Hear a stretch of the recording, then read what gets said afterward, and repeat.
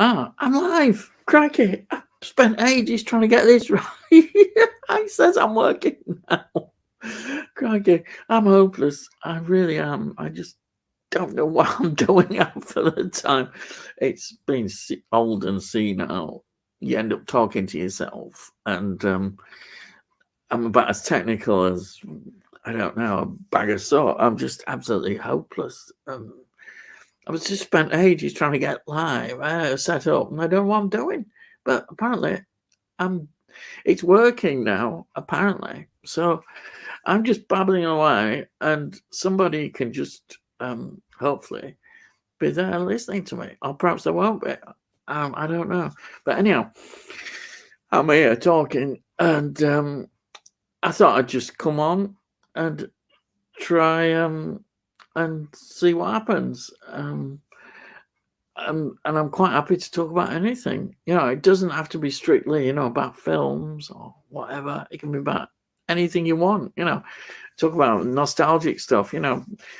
Um, YouTube is a fascinating place, isn't it? I mean, there's so many different things that you can see on YouTube, and it's always exciting to see what people are producing and originality. I mean, do you get fed up sometimes of the same? So, I know, I'll have a rant. Do you get fed up? You watch people saying physical media is dead. It's not dead. It's thriving like anything. It really is. Well, it is in the people who buy it and love it. Okay, not everybody might be buying it, but generally it seems to be doing well. I mean, they're still releasing it. They wouldn't release it if it wasn't making any money. It's true. It's true, and it's something that there's still a market there. So I don't understand why people maybe keeps pretending. I think sometimes it's just kind of clickbait, and we'll have a talk about it kind of thing, and it looks good for your channel to talk about these things and what have you. But hey, I don't know.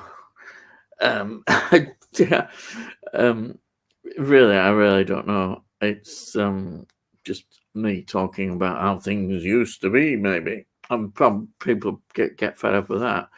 But I think when you get to a certain age, you kind of think, "Oh, I'll talk about this. I'll talk about that. How it used to be." And I never thought I'd end up like this. Sort of a grumpy old git sometime complaining about the modern world. And hey, by heck, it's not like it used to be. Well, it's not though. You reach a point. I fought against it. I thought, well, I've got to stay modern, and I try. But why is it? I've got a question for you. Here's a question: why is it that music, you fall out pretty quickly when you get to a certain age? You say, no, most music nowadays, and that's not true, because you probably, if you look properly, but you can't be bothered looking for fine music that is still good. Whereas with films, we still carry on, even though, complaints about modern films are quite happen a lot. Um, you get films come on, and people, um, well, that's it. People think, oh, this is new. This is not going to be good. But we still want to see and hope that it's going to be good. When music, we tend to write it off. And have you noticed how in live concerts, so many older bands and people like that get back together again? People just a bit younger than me, or even my age, or even older, are playing live gigs. And there's a demand for it because there isn't the same kind of groups nowadays. Even artists, it's different. It's a different. What's happened is it's almost like live music has become more for um, older generation in many ways. All these concerts. It's a shame, but they they obviously are doing well out of it. Um, I don't know. It's an interesting point. Is to wonder why music is changed. In the way it's aimed at, who's aimed. Yeah, who is aiming at it? That's what I'd like to know. Yeah, can anybody hear me? I don't think anybody's listening. It's the apocalypse has happened. I'm here online, and everybody else has disappeared. They've all disappeared. You know, what I need is some Yorkshire tea or a pint of Tetleys, and maybe the apocalypse will be stopped. Or perhaps it won't be. Who knows? But something must be going on. I don't know what. Yeah. Hey. Well, I've got so yeah. Hey, hello. How are you? I'm just trying this out again. I don't know what's going to happen. I have no idea. I haven't really got any subjects. I was just on about a subject that as you get older, you kind of the world reaches a certain point where you don't want to be with it anymore. I think you're not at that stage, but I've got to this stage where, why is it that music nowadays, you reach a certain point where you decide, no, I'm not keen on it anymore. I've had it, there's nothing much that excites me. It's all back in the past. Whereas with films, we do get disillusioned with films, but it's not like music. It's very different. You can still enjoy, a lot of modern films, though there are now the way modern films are, or like Doctor Who is, where things have changed and doesn't settle well with me. But generally with films, I still feel, I enjoy them.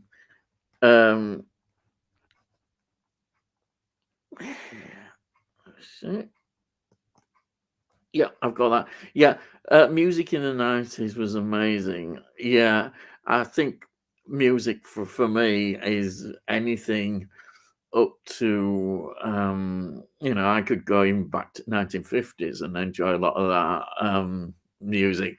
50s, 60s, 70s. I've obviously got a lot of affinity with 70s, 80s, of course, and 90s. And then when we get into the noughties, there's still a few, but it becomes much less. It becomes a lot less actually when you start into noughties. There's not the same groups anymore. New groups coming out. I mean, Coldplay, possibly the one that's still going, and have gone bad and are not very good. You think, oh no, Glastonbury, Coldplay again. That tells you the state of what's happening with. They're just not producing the groups, and yeah. Why are they calling Doctor Who season 1 again? It's Disney. I'm sorry, it's all Disney again. They just want to rebrand it in all directions. And why not start with changing the name? Call it season 1. It's another nail in the coffin of Doctor Who losing its independence as well from the BBC. I saw a bit of Russell T Davies today in an interview saying that he thought the BBC will be finished, and it will be finished 10 years maybe. The BBC will be finished, and of course he's already preparing for that, and all the vultures for Doctor Who, Disney, are well in there. Yeah, and he's happy with it, and he shouldn't be, but he is, because he can then go full blown, which he has done already. We've already seen it, to his way of thinking of the way the Doctor should be. But it's season 1. Nothing surprises me anymore with Doctor Who, because it's lost people like me. I'll still watch it, but I've never felt like this. I'm not bothered about it much at all. And isn't that terrible? I've loved Doctor Who, and I've stuck with it no matter what, even if it's not been always as good. I've stuck with it. And this is really just, Russell T Davies is just totally blown me away from it all. I'm just not interested in it more. I still call it season 14. But if the BBC finishes, do we still pay a TV license? Well, the TV license will be gone eventually, because BBC will not exist in its present form. It's a reality people won't accept. Hey up, Ian. I do hope you're not disrespecting Modern Who. Yeah. Who? Yes, I'm afraid so. Yeah, I get your irony there. Yeah. Yeah, well, I mean, what can you say about it? You know, as I say, calling it season 1 already. Yeah, it's the evil of Disney. That's what it is. And Russell T Davies, what on earth's he doing? What on earth is Russell T D? Well, we know what he's doing. He's just gone full blown with all his vision of how it should be, and it's just how it is. It's really bad. What? Hey, let's have a look at this. Don't mention TV licenses. I end up paying twice in really? How did that happen? You don't want to be paying it twice. You don't want to be paying it once, but we have to. Oh dear, it is just ridiculous. You see, the BBC, we know it's going to have to do like it's going to have to be just like a streaming service with a lot of aspects and have adverts. But it can do like I mean the adverts are not that painful either on Amazon and even YouTube and that they're not painful. So why they're better than like on ITV where you get all these massive adverts. So BBC is just gonna have to go down that route and it'll lose sport and all that stuff will go to sporting channels or it'll have to set up its own sporting channel. But I don't think it'll be able to compete with time. But it have to see itself as a different. But it ought to play on its archive. Get all that together. I know we have BritBox and all that stuff, but it's got that's where it's going to make some money if it wants to with its archive. But it's finished with new stuff. It can't do it, and that's what it's got to accept.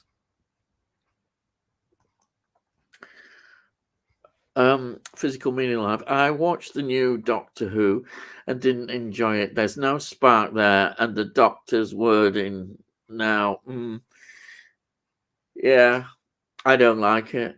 I watched it and couldn't believe what I was watching. That Christmas episode. This wasn't Doctor Who. I know it sounds cliched. I thought I'd never end up saying that, but it wasn't. It wasn't Doctor. Where's the sci-fi? There was some stupid goblins, and that's for blooming. It's just. I nearly said it for a Disney audience.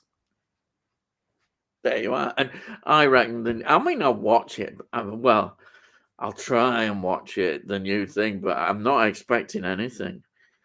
And eventually, I won't even bother. I mean, the fact that I've not bought any of all this stuff, which never happens. I stick through Doctor Who and anything, but now it's gone. I'd rather have the ads than pay the BBC. Yeah, I mean it's not painful, is it? The ads, and BBC should do it. They should get. They can't ask any longer for this because they haven't got the money. They can't afford that. They want to be a channel that does everything. Like sport. Well, most of sport is disappearing from BBC anyhow because Sky and all these they just easily outdo them.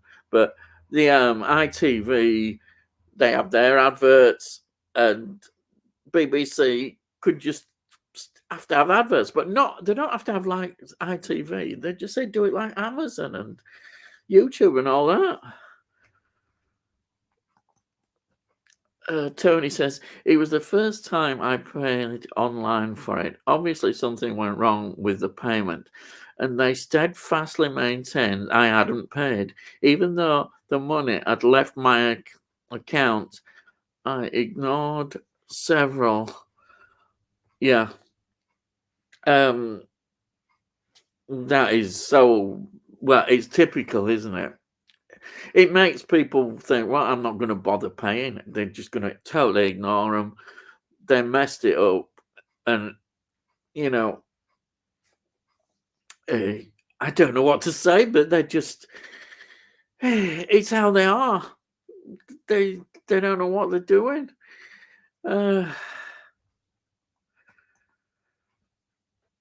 At least you can make have a drink between the ads. I suppose you can do, but I like the short ads. You know, I mean, I watched ITV recently, and I thought, God, these advert breaks are long, aren't they, on ITV? That the longest anywhere. I know that's what put me off. But I don't mind, you know, like on YouTube, I don't want to pay you. Sorry, YouTube, because the adverts just over quick. It don't matter. It doesn't bother me at all.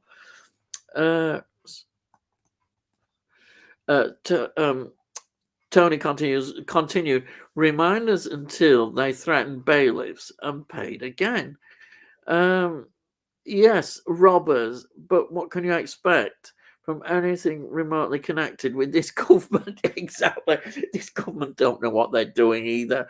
Do any governments know what they're doing all with all this? But yeah, this government, incompetence is the name of the game with this new government.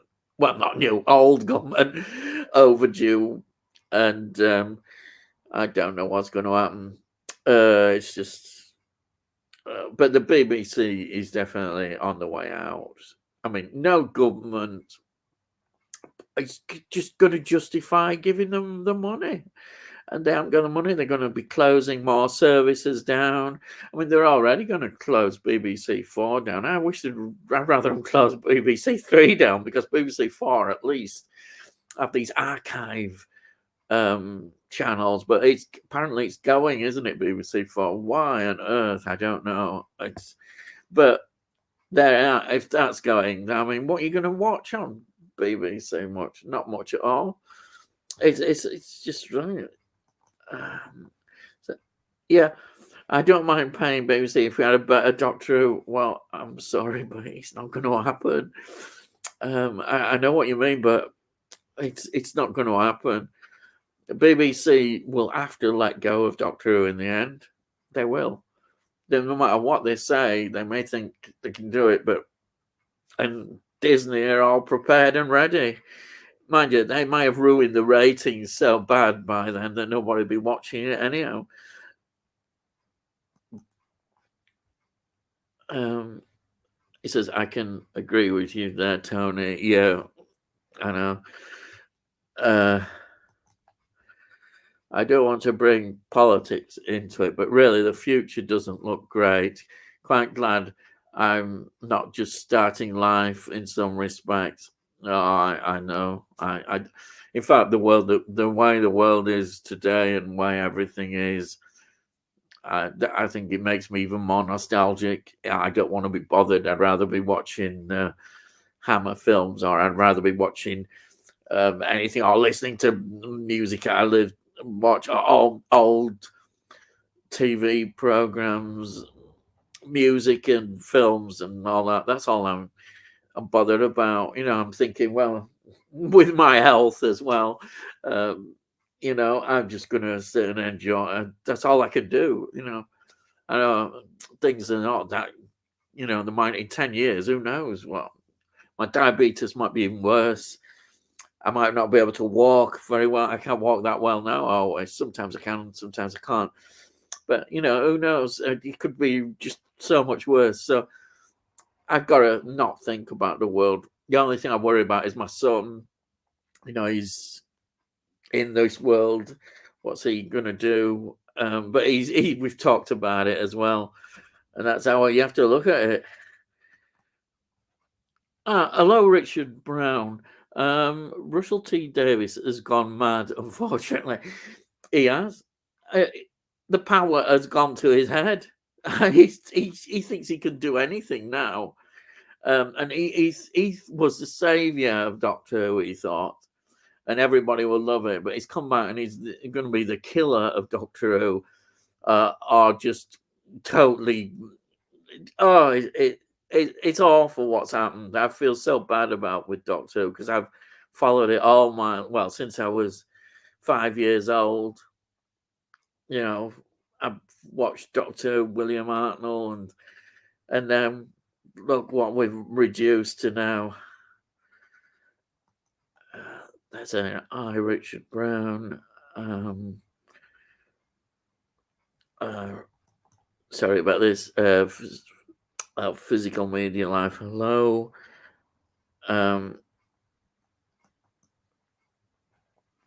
Tony, I think most world problems boil down to too many people, too few resources. Yeah. Unfortunately, that's why there's so many natural disasters and stuff like that, because the world has to have some sort of balance. I don't want to go into too much. It's too much thinking about all that. But you were right in many ways, I'm afraid, yeah. Who is your favourite writer of Doctor Who? Well, there's only, for me, he's sadly no longer with us, Robert Holmes. He was the greatest writer for Doctor Who has ever had. He was just such a great writer and script editor. And of course, as script editor, he ended up often rewriting a lot of the scripts that were sent in, or having a big input. But Robert Holmes was the writer. He really was a fantastic writer.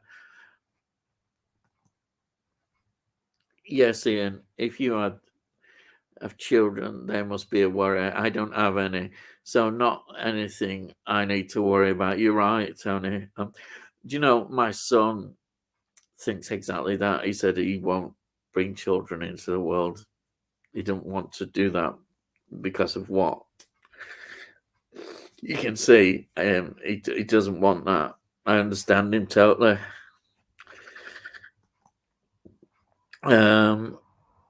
Tony saying hi, Richard. Robert Holmes for me, yeah. Yeah, it is Robert Holmes all the way there. And then Tony, hello. Physical media. They're destroying Doctor Who like they are with Star Trek. It's too much. Less is more. Yeah. Oh God, Star Trek. I don't want to go into a rant about that, but I really so.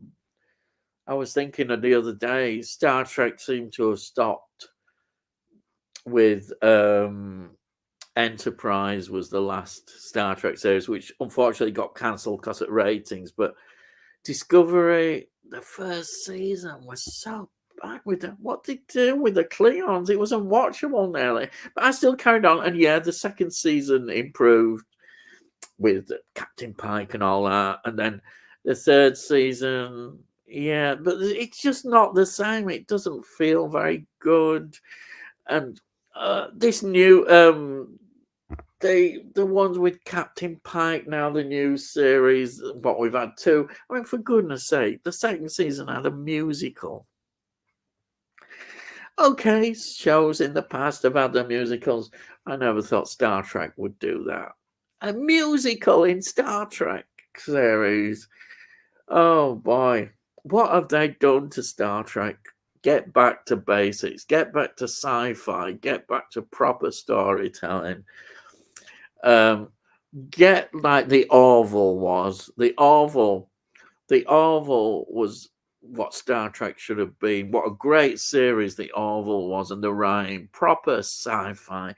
None of this nonsense that they do now.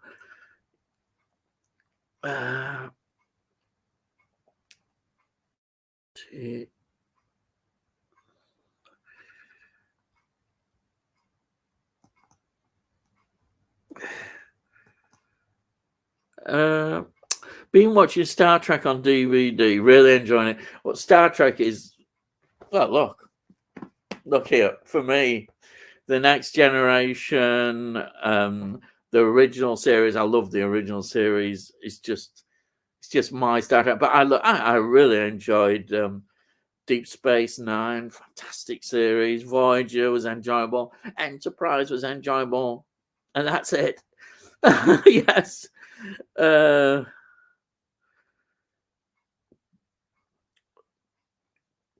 Sorry about this with my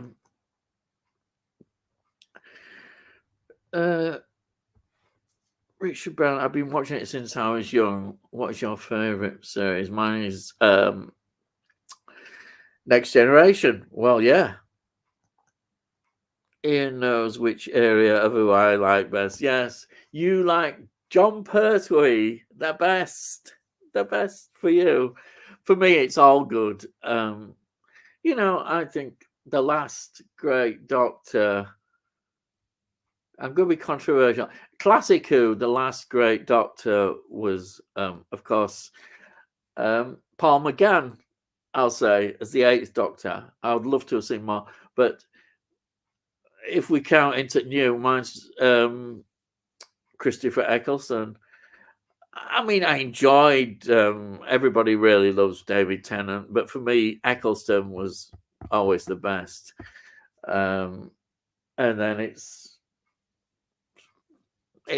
all right in places, watchable sometimes, but it's not the same. I still always come back to the original. And John Pertwee was great, absolutely.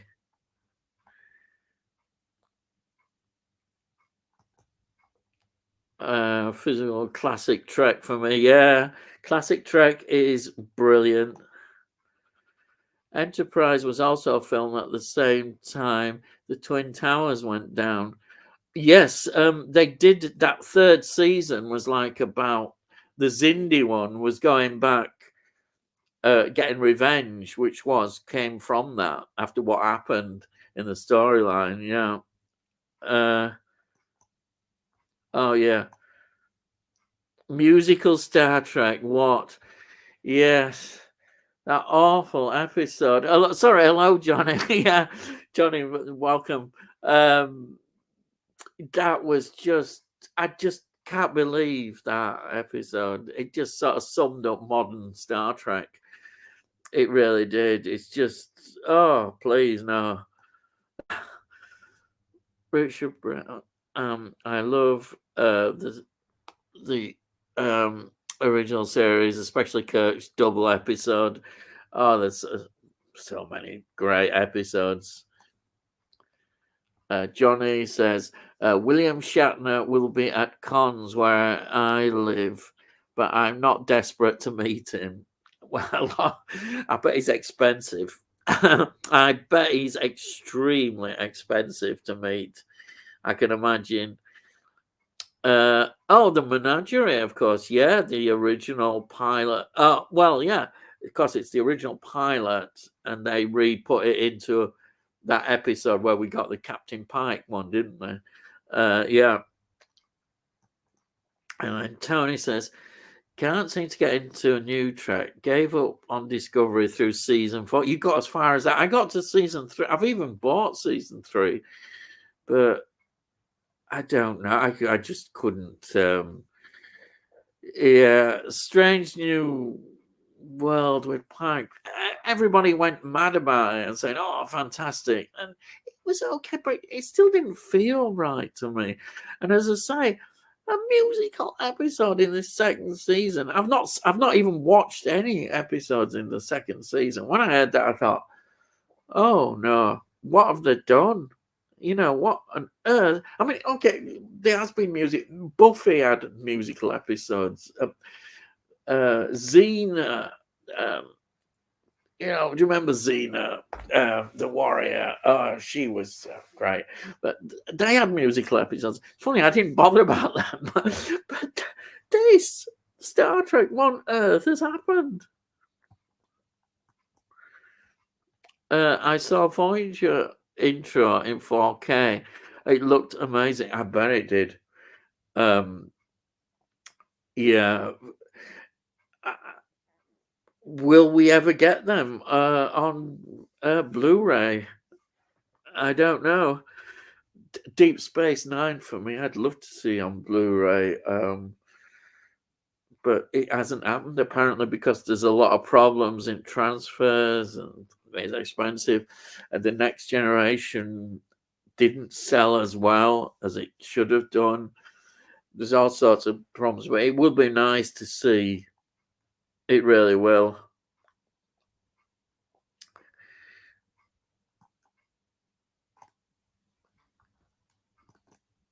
So, yeah, hi Johnny. Johnny, yes, Shatner is expensive.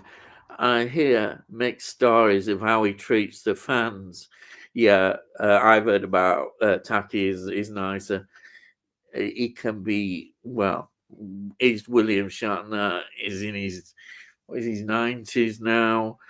He just it's him. Um, no, a lot of people didn't have very good words for him. They never have done, have they? Really? William Shatner, I can't believe he's 93 now. Yeah, he's 93. Yeah, he is. And he's been up in space, hasn't he? He went on this that space trip, and even that he didn't sound as he sounded underwhelmed by that. I don't know why it is about him. But you have to separate him. It's not Kirk. It's William Shatner. That Kirk, yeah, Kirk's different.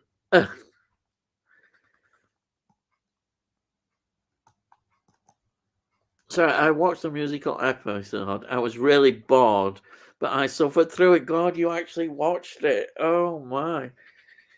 I know. I do. Words fail me. What to do about that. And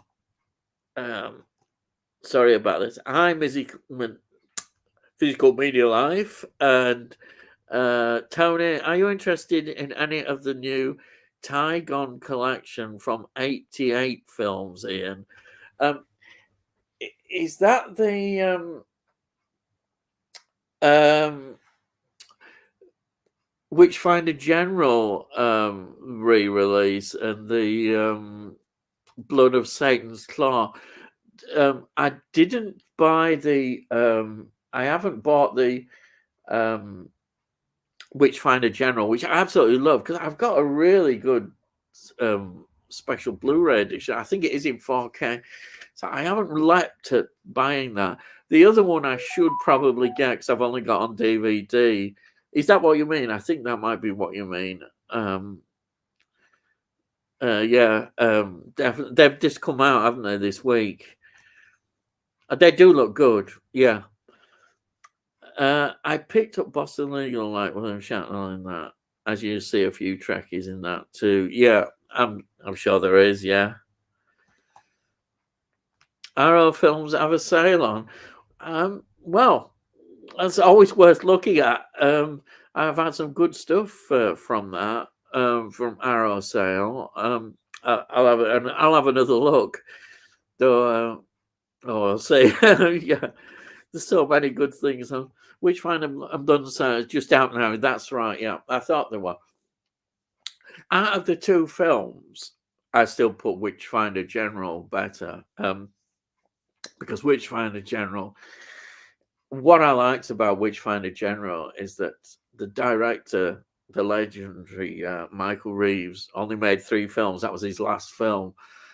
He was so confident. Vincent Price came along and he told him how to play it. He didn't want it all campy.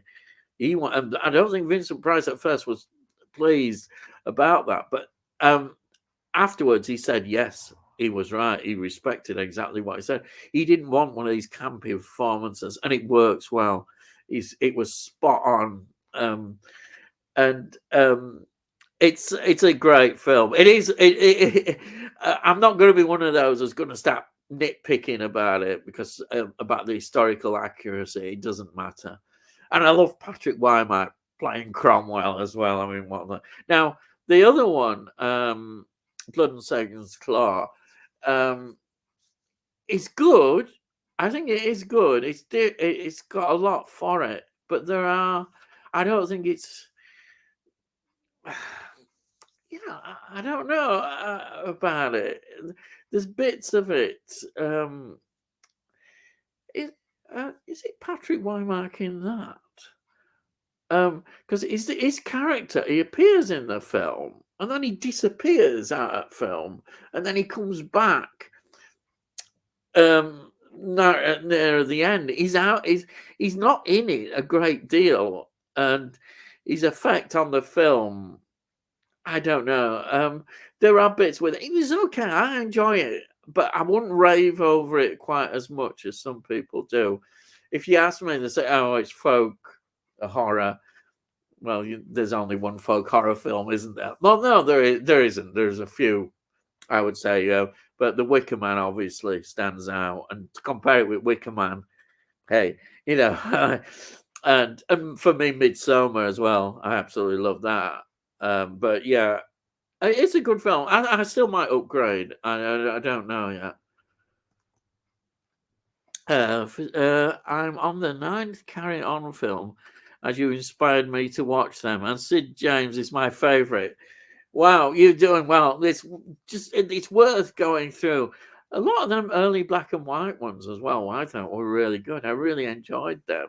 And Carry On does decline a bit towards the end, but when it's in full blown, it's really good. It's excellent. Love Patrick Wymark. Yeah, Patrick Wymark. What an actor! So many great films he was in, and what a great he was. He just pops up. I always see him in Where Eagles Dare. Any good in Eagle? Where he's it's no spoiler. He's the traitor, isn't he? Absolutely wonderful. Yeah, that's it. He plays a judge. That's it. He's a judge, and he's in it, and he's good. But then he goes to London, and all the stuff happens, and then he turns up with all the people to get the witch coven and what have you. But I just thought I wanted to see more of him in it, and he's not in it enough. Yeah, I think I should watch. I've got it on DVD. Perhaps I should watch it, but I might upgrade. I don't know yet. I've got to think about it because it's prioritizing everything. Oh yeah. I was right then. He's in that because he's not in Witchfinder. It's more of a cameo appearance in Witchfinder General. He just props up as Cromwell, and it's a nice. I'd like to have seen more of him as Cromwell, but it's not. I suppose it would have deflected in many ways. But in the other film, he's supposedly as the magistrate a major part of the film. But there we are. Johnny, the con I went to that I met Sam Raimi at. Oh yeah, wow, yeah. I got some good 4K Blu-rays of Italian movies. Oh, The Church Cemetery Man, a documentary on giallo horror movies. Ringu, and I forgot what else I got. Yeah, I've got this giallo box set which I've got to get into and start watching, and the Arrow released. I've got to definitely get into more of that film. It's on my list, but I keep getting distracted by watching other things, and but I will get down to that. That's someone, but yeah, that must have been really good meeting Sam Raimi. Yeah, excellent, brilliant. I'm impressed. I am.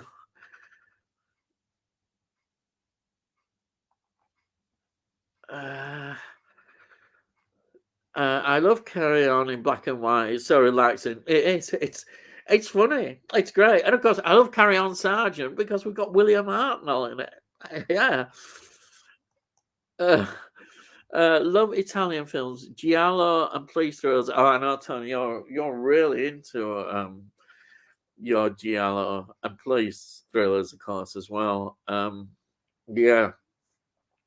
I'll tell you what, I've got to tell you something. It comes up on my channel, my review next week of the Hitchcock film, Frenzy. Wow, what a film Frenzy is. It's Hitchcock back to form, and I think it blows so many away. I'm just so impressed. It ought to get more mentions. What a film about this serial killer. It doesn't get mentioned a great deal, but it should do, because it's a real masterpiece. It really is. The way he films, particularly the real distressing murder, it's frightening, and that took 3 days to film. What a film that is, Friends. Anyhow, it comes up and plug it in next week on channel. Yeah. Such great music and over the top action and car chases. Yeah. I definitely will. I'll start to look into it more, definitely. Yeah, the music is such an important part. I'm not great with horror, but which films do you suggest for a beginner so I can get nightmares easily? I'll tell you what I would start with. If have you ever seen any of the Hammer films? Start with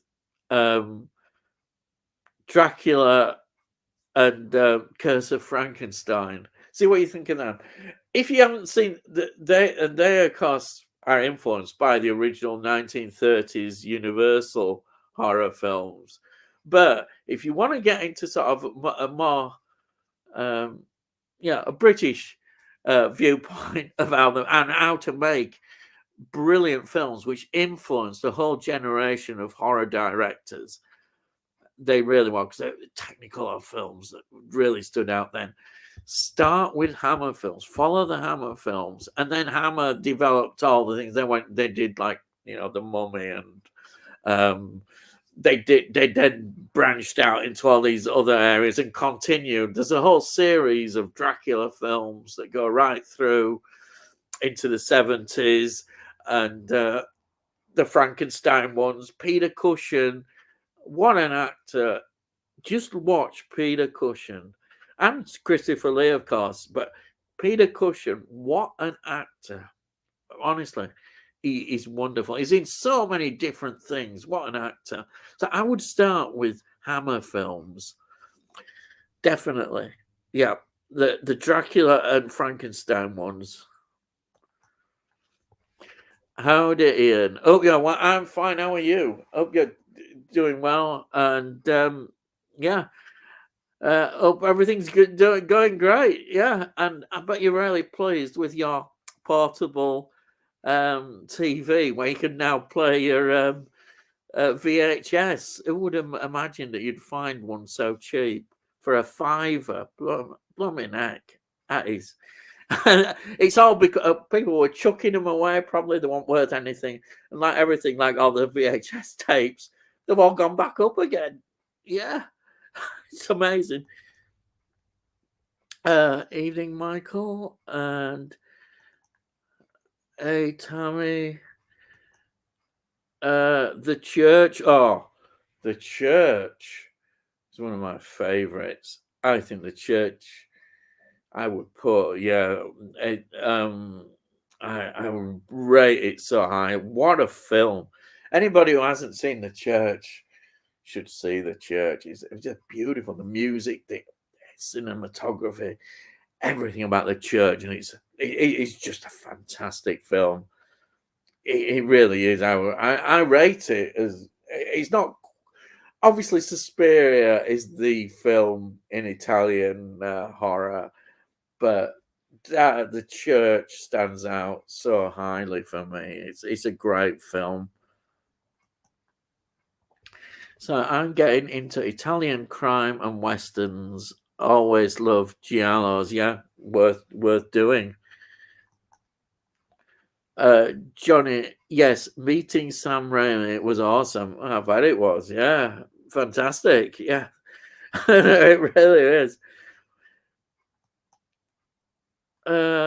Yes, Richard. I started on spaghetti westerns and progressed to police ones and then giallo. Yeah, spaghetti westerns. I watched as a kid quite a bit when they were on TV, the Clint Eastwood ones, but that's about it. I probably could get back into them. I quite enjoyed the Clint Eastwood, and my granddad used to watch a lot of westerns, but a lot of John Wayne stuff, and the TV series is like Virginian, Bonanza, High Chaparral, all that kind of stuff. Yeah. And then Richard says Barry Foster is great in Friends. He is amazing. What a performance! It just there's a brilliant documentary with it, and then there's an interview with him as well. And it's good because he's no longer with us now. That they got in the documentary.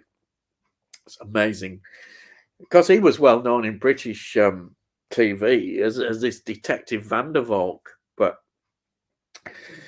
in Frenzy, I think it's I'm really impressed with Frenzy. I think it's such a great film. It really is.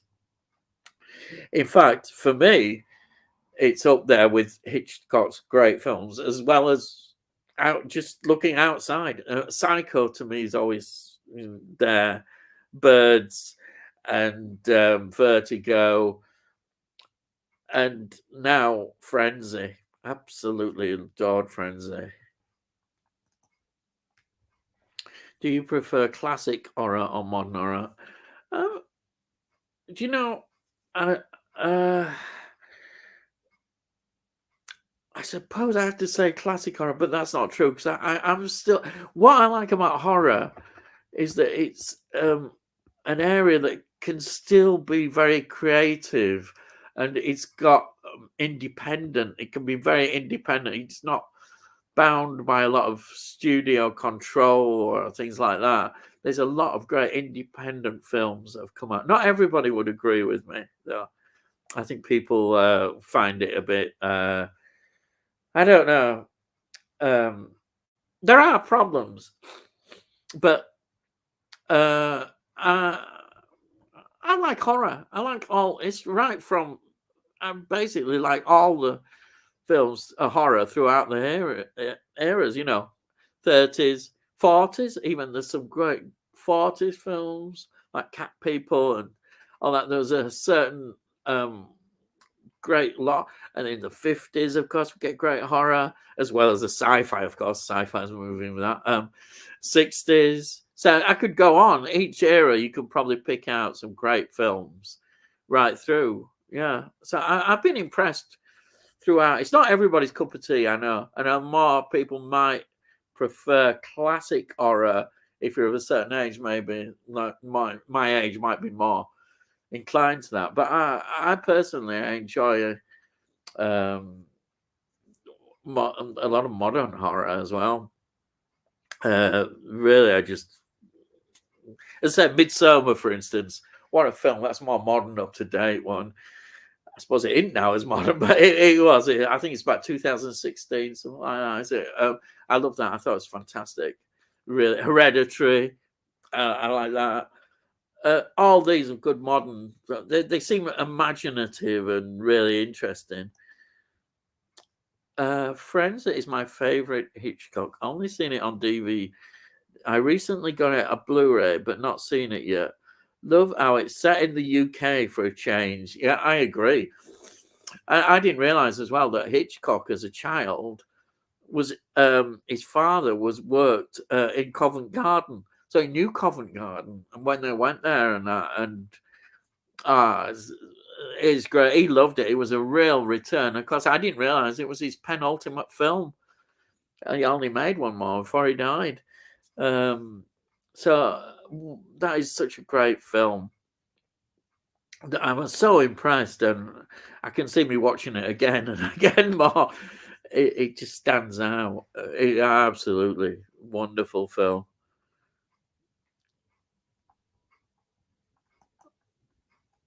Michael, apparently they're making a new Chucky movie.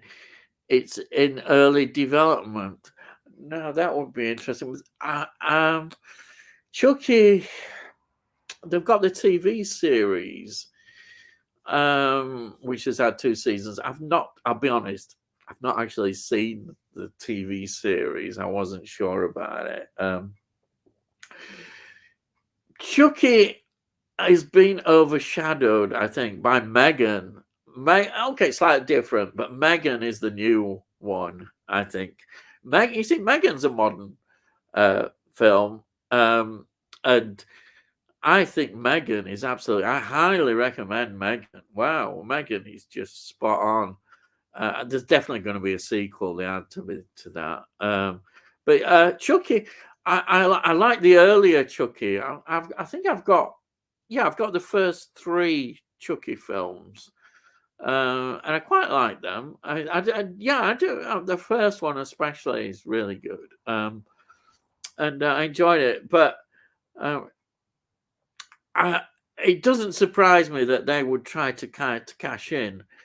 I know there's been. I don't know if there's going to be a 3rd season of the TV show. I don't know how well it's done, but I haven't actually seen any of it. I didn't quite. There's so many things to watch that it wants them I rose to quickly.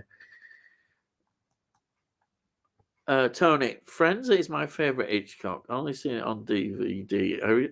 Sorry, shows you that. Yeah, sorry. This is how much I am. A great film for car chasers is Grand Theft Auto.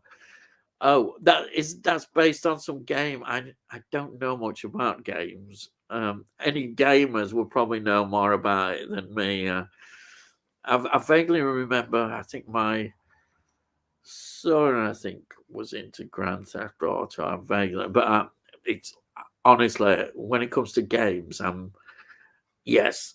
I'm not there at all with games, so I don't really know much about that. Do HMV do Hammer films? Yeah, they should do. Yeah, they should. And Amazon and HMV. Yeah, you can get some. Yeah, they haven't had any 4K releases, all on Blu-ray. You should. Studio Canal do a lot of the solid Hammer films, but the Dracula one and Curse of Frankenstein are good places to start, as I said. And the more you see Peter Cushing, what I like about Peter Cushing is the way the Frankenstein interpretations of the Baron. Amazing, absolutely amazing. The way that you think, oh, you can't do this and that, but they develop. It's such a great example of brilliant scripts, filmmaking on a budget as well. They had a brilliant. Hammer were fantastic at what they did, and they were so influential. All these great American horror directors looked at Hammer and thought, wow, this is how we should do films. Everything about Hammer was absolutely superb. Good suggestion, Ian, for horror. I don't like very graphic modern ones. Prefer Hammer, Amicus, of course. If you like anthology stories, Amicus were great, and is it Toe? I forgot what it is. What's the name of the other ones? There's a couple of others who did these anthology ones. I don't think actually Hammer did one until they did the television series 1980 and 1984, which were brilliant anthology series. Yeah, I can understand that. Not everybody likes graphic modern ones. I don't mind it. I've got quite a gore factor, but I know that everybody likes gore and yeah, especially in the Italian ones as well. But yeah. They're all classics. They're all great. I love Dracula and Frankenstein films. Yeah, they're just great. They really are the classic ones. Tony says Barry Foster seemed to do sleazy so well. Oh, he was sleazy in that, wasn't he? Wow, he was brilliant. That's what I mean. He's so believable. And he's chilling and frightening. It's perfect as a serial killer. That's what I mean. I don't understand why that film isn't talked about, because it must have been so. Some of these directors must have watched frenzy and thought, wow, especially that scene, as I say, the rape and murder scene, the way it's filmed is incredible. It's so chilling. He said in documentary it took 3 days to film that. And it must have influenced so many directors of horror as well to see that, how to do a film. And there's so many scenes. And then, of course, there's the chilling scene where we know he's committing the murder, but we don't see it. The camera just moves away. It's a typical Hitchcock, and it just continues to pull away right outside the house. It's a fantastic scene. It's chilling because you know that the murder is taking place. You don't need to even see the murder because you know exactly what's happened. What a film sequence that is. That must have been influential. I'm very happy with this TV still.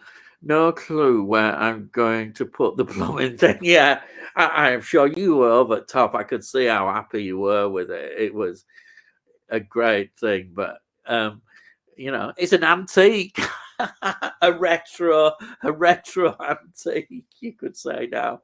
But I think it's great. I mean, I can't for a fiver. I think everybody would have thought, "Wow," because I say a few years ago, people were just chucking them out. You couldn't get rid of them. It's like me. I mean, all my VHS collection. I had God knows how many VHS tapes I had. I had all the Doctor Who ones. Fortunately, with Doctor Who, just before, when they started to come out on DVD, I knew DVD was the future. And as soon as I saw that original 5 Doctors was released, I thought, I need to make some money. So what I did is I sold all my VHS Doctor Who's, and I was getting good price for them. I probably was getting about a tenner for each Doctor Who, which was pretty good at the time. And of course, then about a year or two later, they were worth nothing. You couldn't have taken them in, and all my film collection and TV series, I just couldn't. You couldn't. I didn't even give to charity shops. I just chucked them away. They were in some, and now they probably have a lot more worth. But there's the room. You just simply haven't got the room. I mean, there's a massive room they would take up. The other 2 horror movies I got at the con were Phenomena. Oh yeah, I love Phenomena. That is a great film. I absolutely love that one. That is, I think that I put that with The Church. Phenomena, definitely. I haven't seen Four Flies on Grey Velvet. That's Argento, isn't it? Yeah, I've not seen that one. So I'm sure that is a really good film. Anything Argento does, yeah, is definitely a good film. Let's have a look.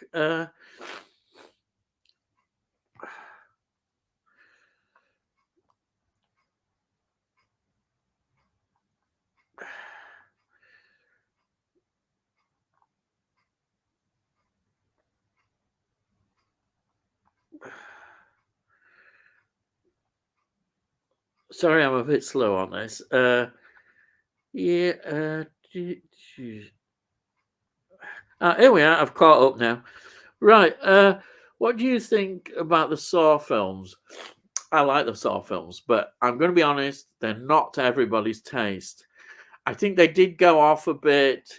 They went on, but the Saw 10 was a brilliant comeback. You got a lot more character study about that, and you understood his motives better through that. But yeah, the first Saw film is an absolute classic. It really stands out, but they are quite gory, and a lot of people will probably not like them. But I think they are well done. The early Saw films are excellent.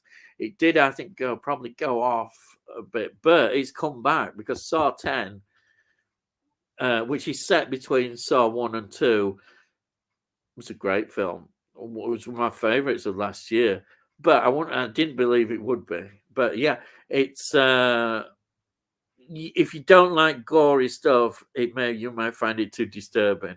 But they're great films. The performances are they're just really good films, I think. But you know, Michael, I have a TV VHS like the one you got. Cost me over £100, and that was 30 years ago. Wow, £100. Crikey, that would be a lot then. I want to watch westerns as my grandfather watched them, but not sure where to start. Oh, westerns. Whew. The Hollywood John Wayne kind of westerns. They say The Searchers is one of the best western John Wayne films. You see, I don't know. I'm just going from what I remember. Stagecoach, I know, was the John Wayne film that put him on the map. But then, of course, there's that era of sort of westerns, and then we get the Clint Eastwood spaghetti westerns, and they are just stylized brilliance. They are fantastic.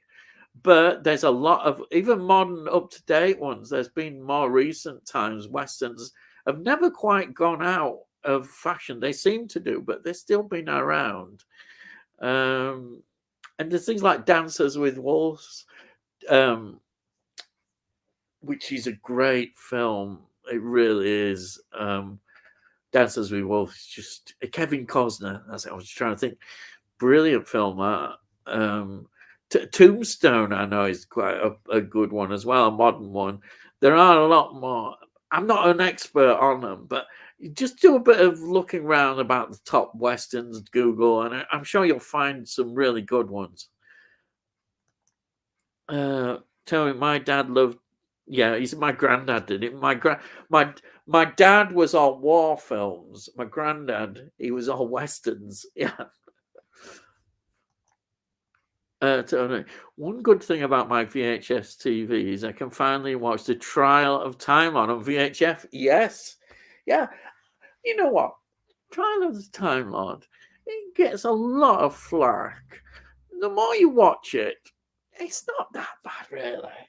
It isn't. I don't think it is. I enjoyed it. You know, I know it does get a lot of flack, but it's all right. There are some over the top performances, maybe, but I don't think it matters. I just enjoyed it. It's far better than anything I've seen nowadays. You know, at least it's not like sort of that blooming special we've just had. You know, it's nothing like that. Goblins and all that stuff. No, it's yeah. I like it. I think you'll if you watch it and enjoy it. I think you will. Yeah.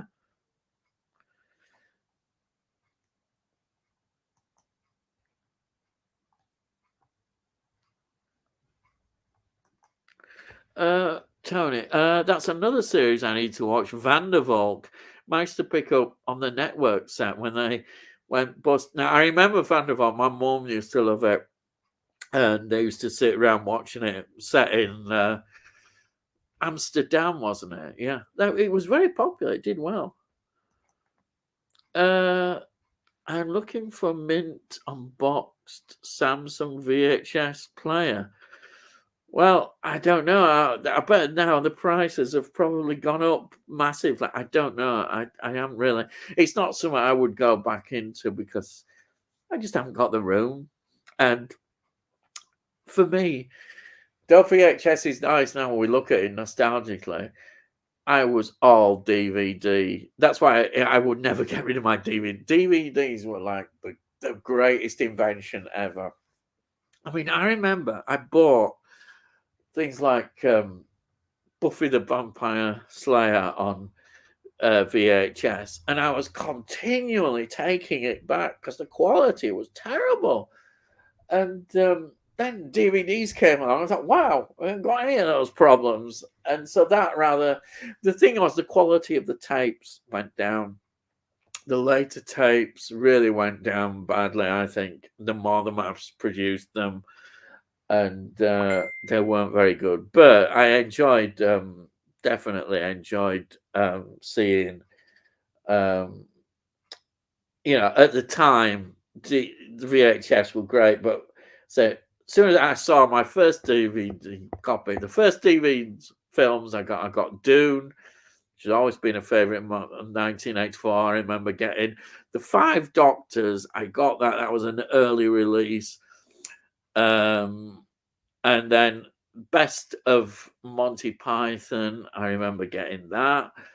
And what was the other one? I think it was Apollo 13 on DVD. There were early releases, and they were expensive as well. I think they were about in Smiths on offer for about 3 for 40 quid. But as soon as I saw Doctor Who and Dune, I had to get it. I just did, and I fell in love with them. Love classic and modern horror, but I think a lot of new horror films are vastly overpraised. You may have a point there. Though I've tended to see now a more reaction against it. Definitely a bigger reaction against some of it. But yeah, people do go over the top one way or the other. And on the other hand, I hear when people are going vastly hating something, saying it's terrible, the worst thing they've ever seen, and blah, blah, blah. And then you watch it and think, well, actually, it wasn't that bad. No need to get all excited about it like they do, but there we are. Tony Hawk, I definitely had one similar to the one I have now, but sure how much my mother paid for it in the early noughties, but I'm sure happy with it. Oh, you will. I could say that. Are you excited for the new Alien movie? Yeah, I'm a big fan of the Alien films movies. Yeah, I think I am excited. I've not, this might be controversial, but I've enjoyed all the Alien films right through, even the ones that have got slagged off a bit. I enjoyed them all. I really do. So yes, I am. People get really worked up about some of the. Still, I love Alien. The Alien one will always be very special to me because I remember seeing it at the cinema and just being blown away by it. I know Aliens gets all the praise in many ways, but I think for me, Alien, wow, sci-fi horror, love it. That's just what I want. I've got another Classic Who episode coming tomorrow from Amazon. The first Doctor story, The Web Planet. The Web Planet is interesting, Mike. I'd be interested to hear what you think about that. Some people think it is rather slow, and in places, I wouldn't put it as my favorite first Doctor story. No, some aspects of it. The problem was they were very limited in the studio. They had a lot of ambition for that story, but they couldn't always match the ambition that they had for the story. But I'll be interested to see what you think about that.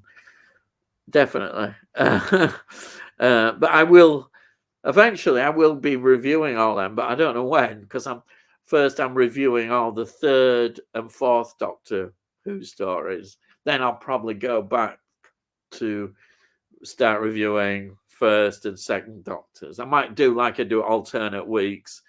1 week I'll do first Doctor, then second Doctor. So at the moment, third Doctor, then fourth Doctor. That's how I'm sort of been reviewing them. Megan was all right, but I haven't seen it since it came. That's just me. But it did semi-predict the writers' strike later last year. Yeah, you've got a point there. Yeah, he did kind of, didn't it? Yeah. Yes, that seems a distant memory now. The writers' strike. Does anyone remember the original Goosebumps from '95 or prefer the new series? I've never seen it. I have no idea Absolutely no idea. So you have to tell me about it. I've no idea. Uh, love the Web Planet, but not many do. You see, there it is. There is a fan there, Michael. The Web Planet. I'm not sure about it. I'm a fan in the sense that it's the first Doctor, and I'm happy with it. But I can't. It is rather a long story, and I don't know. Maybe I need to watch it more again. It's one of those that maybe needs more reassessment. I'll see. For me, it always been the worst first Doctor is the Gunfighter because it has a song that he keeps singing over and over again. It drives me mad. It absolutely drives me mad. Though, to be honest, I'd rather watch that than that Christmas special that we've just seen. That just shows you how bad I think the Christmas special. But it was almost like Doctor Who thought they could do like a carry-on cowboy kind of thing, but a more family-orientated version. But there's this song. It's just it drives me mad. That's the Gunfighters. I don't know what anybody else thinks about the Gunfighters. Yeah.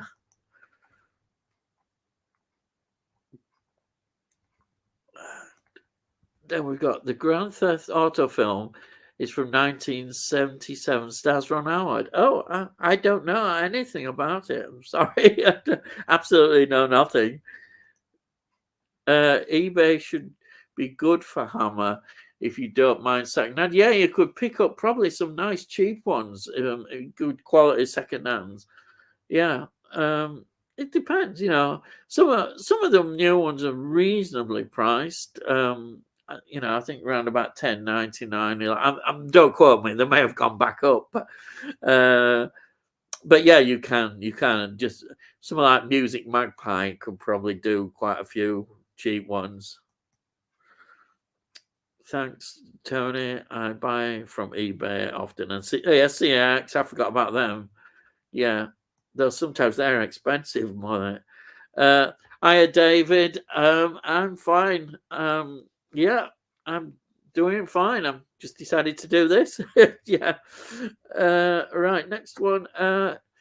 If you could write a Hammer film, how would you do it? Oh, crikey. Whew, I don't know.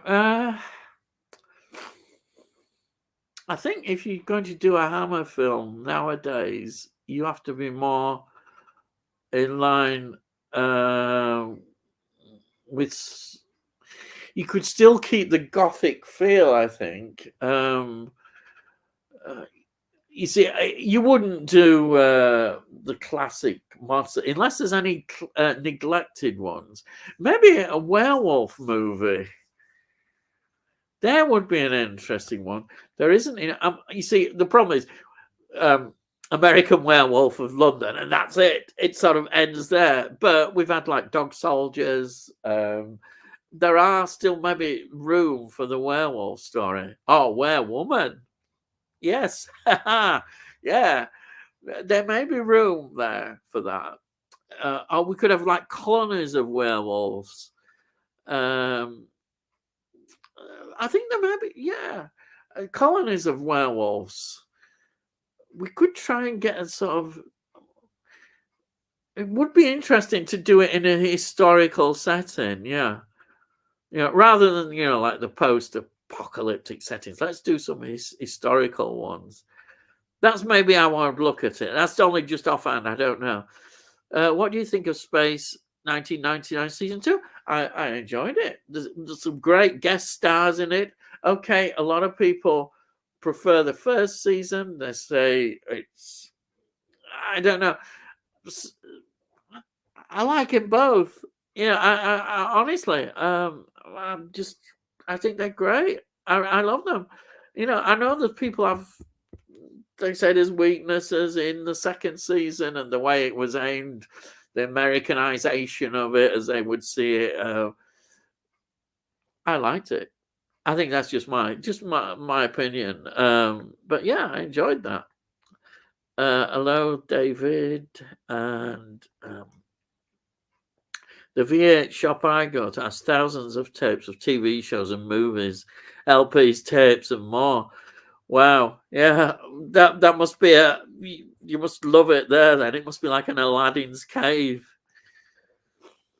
Have you ever seen the Edgar Wallace series? Ian Network released all 47 of his stories on DVD. I think it's something you may enjoy. They were made from 1960 to 65 and had many well known faces. Yeah, I might have a look. It probably is. I would like it. When it says that period as well in the 60s, I would definitely be interested.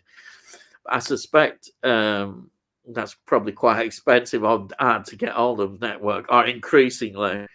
It's happening all the time with Network, isn't it? The prices are now and things are becoming more scarce. Such a shame. Ian, what's your least favourite Hammer movie? Least favourite Hammer movie? Oh, God. Least favourite.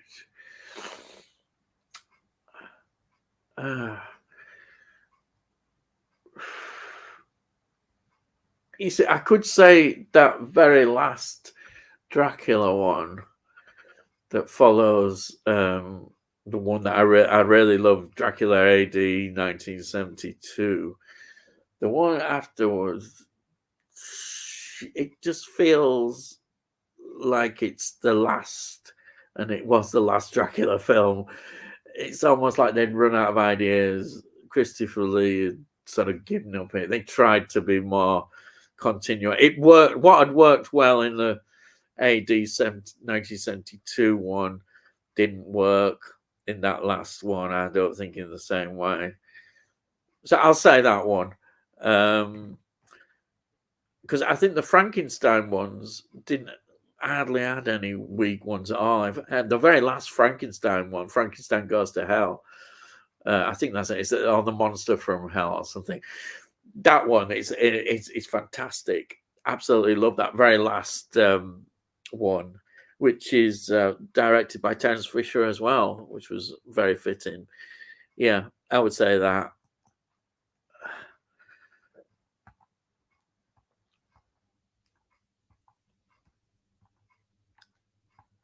So I'm going back up here. Crikey, I am getting behind with this. There's loads of.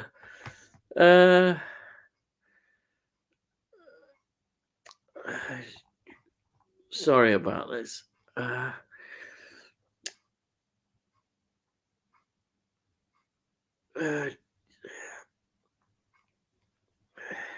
Yeah, I'm here now. I've got here. Tony says, I can't cope with the Saw films. No, I think I knew you would say that because they are very, very, what can I say? Just incredibly gory. Very gory, yes. Physical media, the John Wayne Cavalry trilogy are a great watch. I don't know much about them. I really don't. I say my granddad was a great fan of John Wayne.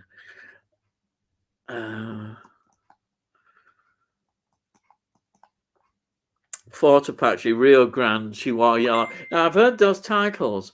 Fort Apache, Rio Grande. Yeah, she wore a yellow ribbon. I know Rio Grande. Hasn't that come out fairly recently? Or a reissue of it? It could even be on 4K Rio Grande. Yeah, I don't know enough about them, really. In hindsight, compared to modern Who, Trial is a masterpiece. You said it. You said it. I totally agree. Trial of a Time Lord doesn't seem bad at all now, does it? It doesn't. And I don't think it ever was.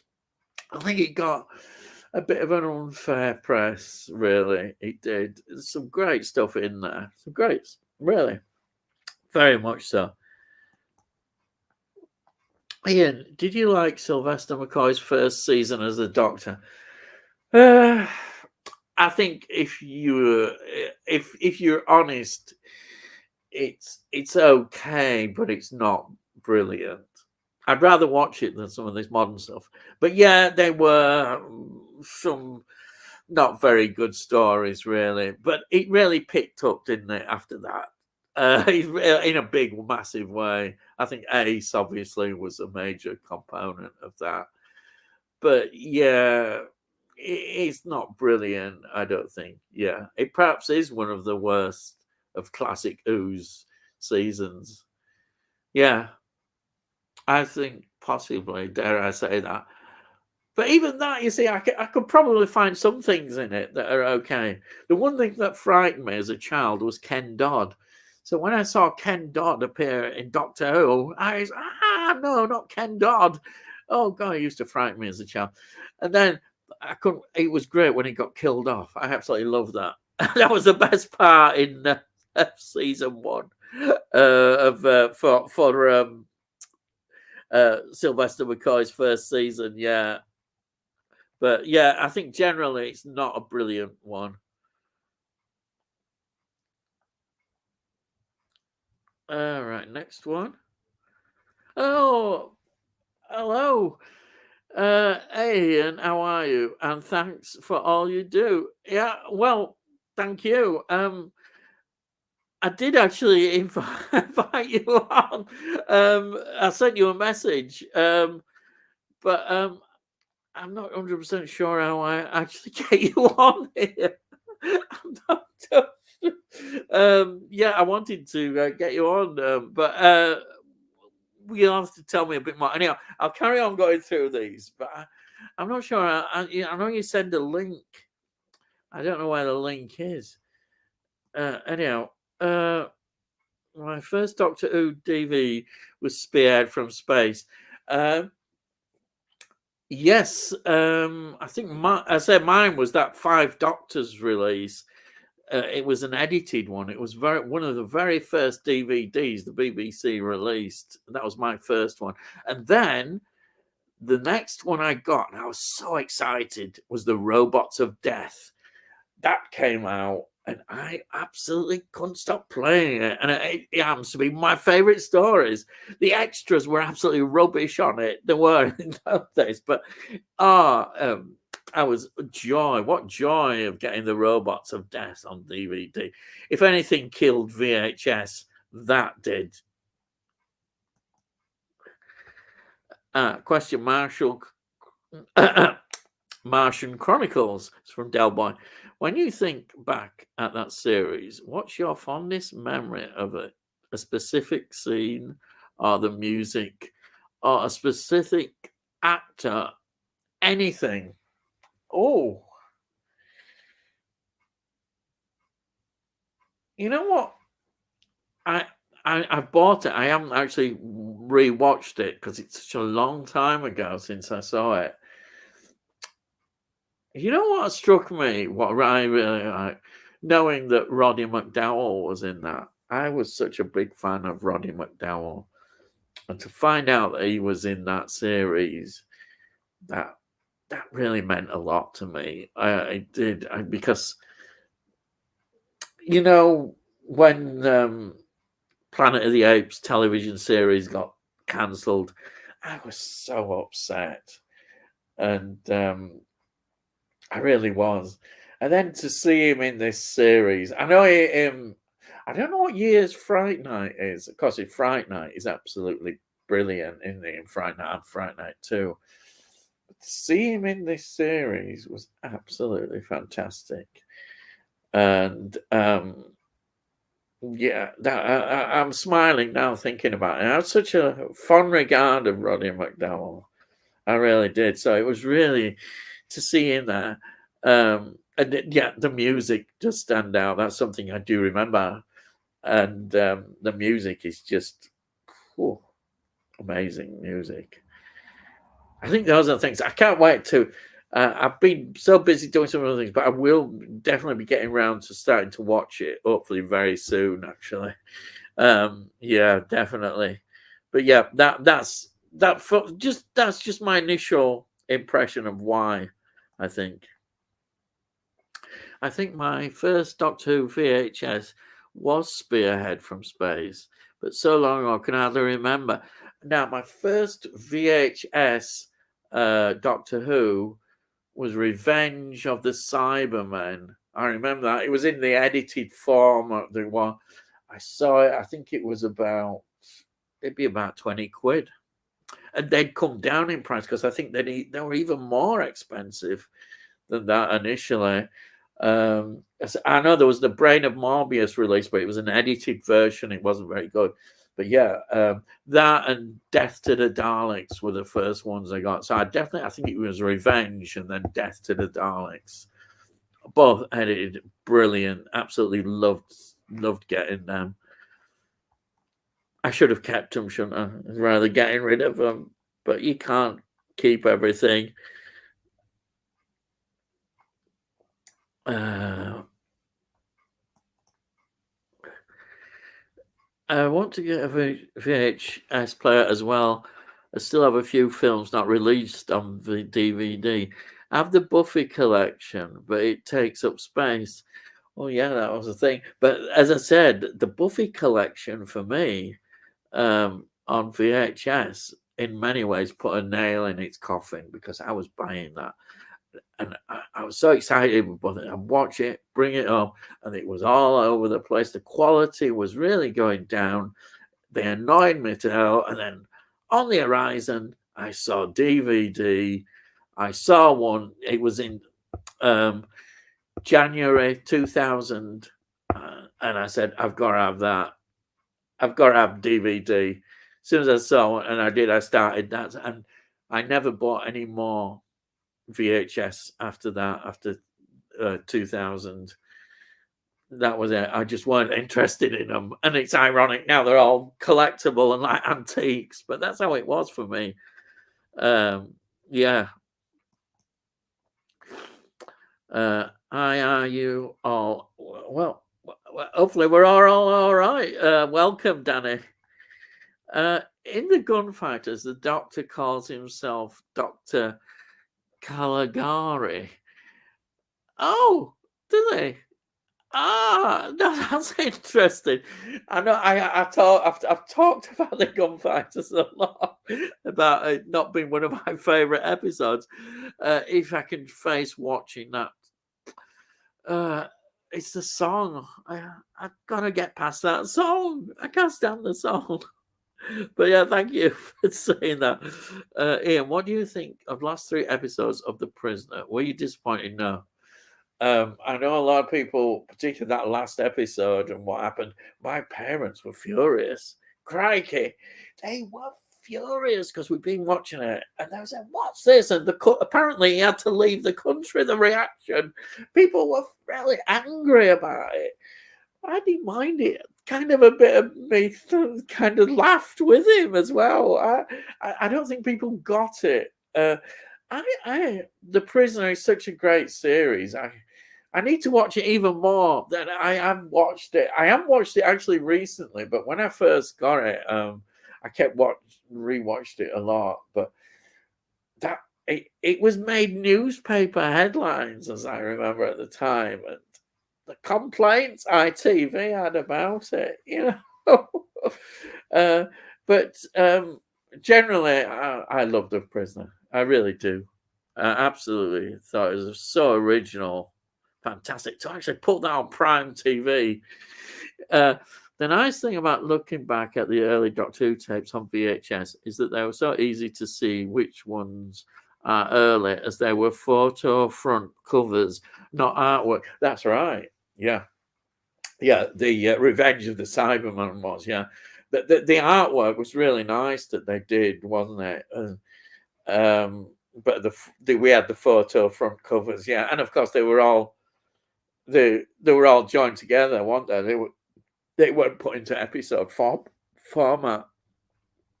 Because they thought that's what people wanted, that they wouldn't want the episodes, but how wrong they proved it. Because I remember, was it the Daleks was the first release that got the episodes put in edited form, as they called it. Yeah. So I remember the joy of actually seeing that myself. Absolutely. Right, let's get to the next one. Love that song from the Gun Factors. Don't you dare say that. Please, though, it's a torture chamber. Don't say. It might be all right. Johnny, I love Dog Soldiers. It's like an American Werewolf in London as an action movie on steroids. Yes. Oh, yeah. The Dog Soldiers. Of course, there's a Doctor Who connection. Sean Pertwee is in Dog Soldiers, the son of John, of course, the third Doctor. But yeah, it's a great film. Absolutely wonderful film. Of course, American Werewolf in London is hard to top, I think. But I like to see, the werewolf ideas carry on, I think. More than just say, no, we've topped it now, we can't do any more. I think it's still an undeveloped area. I do. I think it really is. Who would you have star in Hammer films? Oh, crikey. I don't what modern actors? I don't know. Who are? I don't know. I'll tell you what, I'm going to cop out here. I'm going to say I'd like to see more unknown actors and who make their name in Hammer films, or actors who are just sort of coming out, breaking out, rather than having some. If you to follow the ethos of Hammer films, you don't employ big, massive stars. No, because don't forget Christopher Lee and Peter Cushing were not massive stars. They came in and became stars. And that's how I see it. I would see you wouldn't get a big stars in. You need new stars, definitely. The only problem is that it. I don't know. It's an interesting thought that.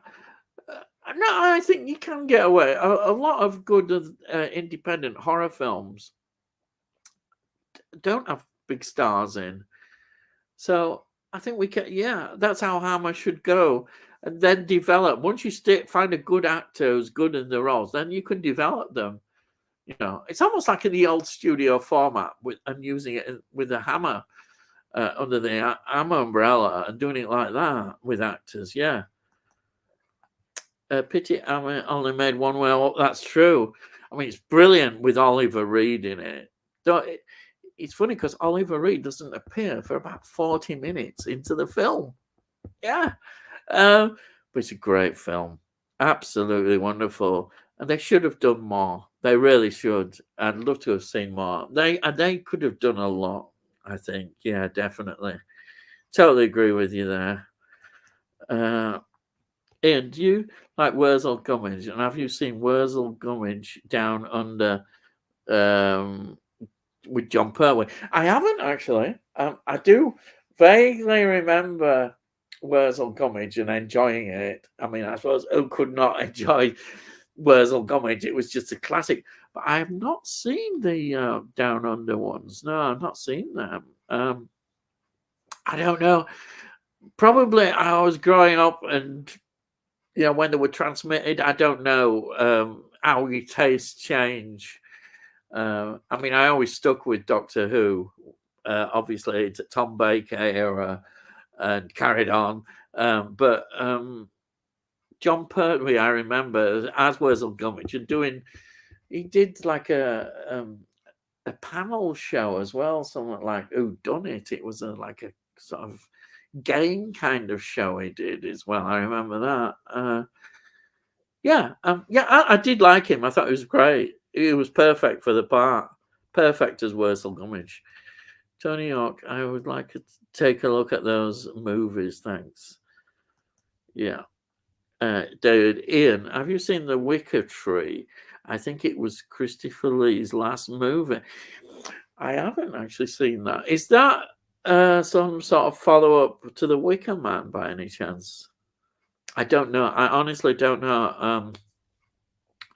I don't know if there even was a sequel to The Wicker Man. There could have been. It's the sort of thing that Christopher Lee may have. And I honestly, I didn't know that. Because I was thinking that the Lord of the Rings Star Wars appearances must have been right near the end of his career, but I didn't know that. No. You have to tell me a bit more about the Wicker Tree. I don't know anything about it. I'm on the last special of the 10th Doctor, and wow, the writing is amazing from what it is now. I'm still on the edge of the seat. Yeah, well, yeah, the writing was better then. Anything would be. It was. They, he didn't. Russell T Davies, when he was with that, and then he didn't. He was more controlled. He had to do within the BBC confines, even though people say, "Oh no, is that?" But with Disney and all that stuff, and he had a good Doctor as David Tennant. David Tennant was perfect for that part at the time. As you might have guessed, he's not my favourite Doctor, like a lot of people is. I'm not a fanboy in terms of David Tennant, but I do appreciate he did a lot. There were some very good David Tennant stories, definitely.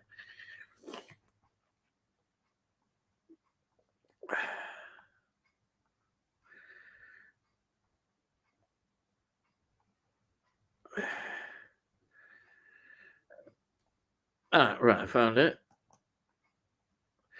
I think the 5th Doctor onwards perhaps weren't looked on as favourable because they had so much to live up after the 3rd and the 4th. I think you may have a point, but I think, and this is just my personal point, they did, but Peter Davison has a lot of really good stories, and I think he did face that sort of, oh, it's Peter Davison, what's he doing as Doctor? But I think people got to like him more as he develops. And it's true. It was always going to be difficult for him, definitely. That's always going to happen. But I think he did a good job. Dale, you just send a link. It's in the menu, but it's too late. No problem. And thank you for inviting me. Yeah, sorry.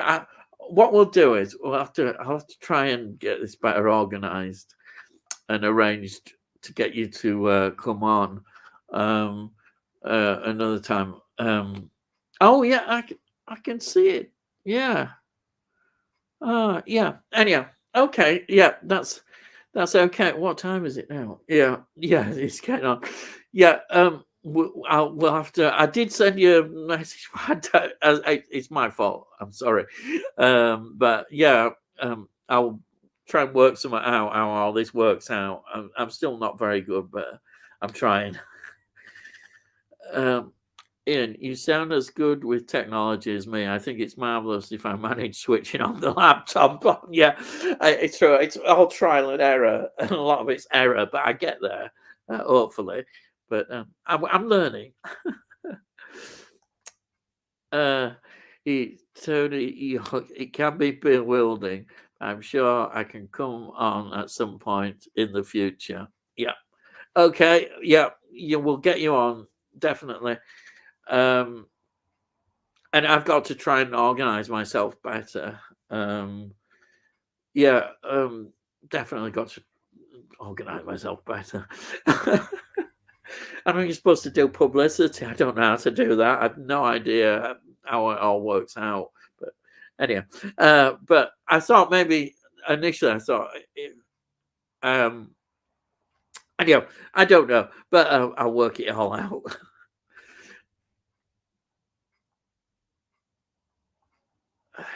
So look.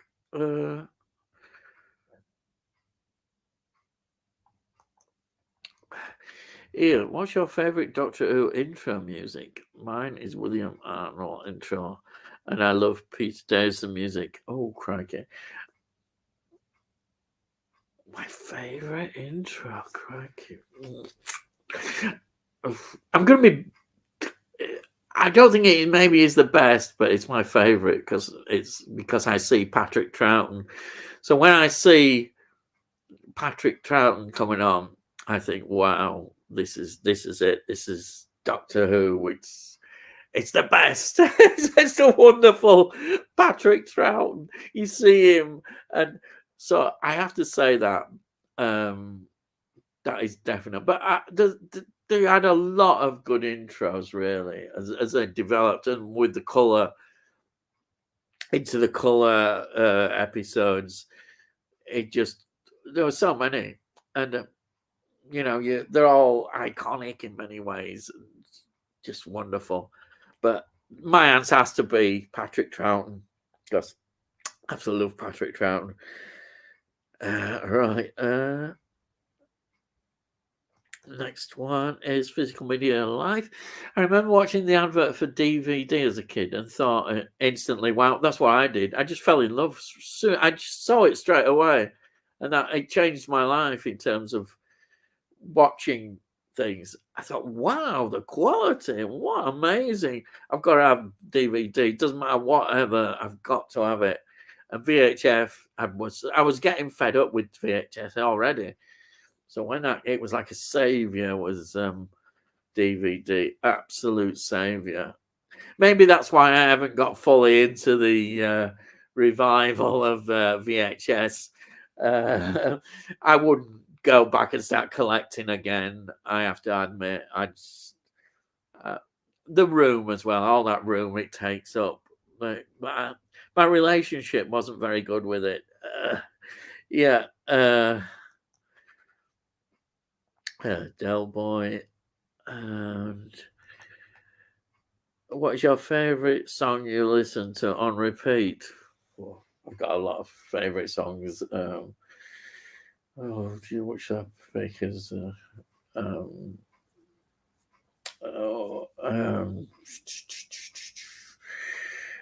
what would I pick as a favourite song? It's just difficult. I can't just pick one, but if I have to pick one, I'll pick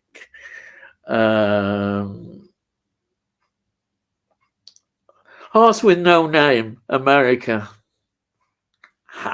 Yes. It drives people mad. I love it. It just brings back all that period in the 70s. All good 70s stuff that I love. Horse with No Name, America. When I first got into music, first started getting into it, not seeing it, I'm talking about, can't we take support, Del Boy? Yes, I know. Ian, do you like Jack the Ripper movies? Have you seen From Hell? Johnny Depp? No, I have not seen that.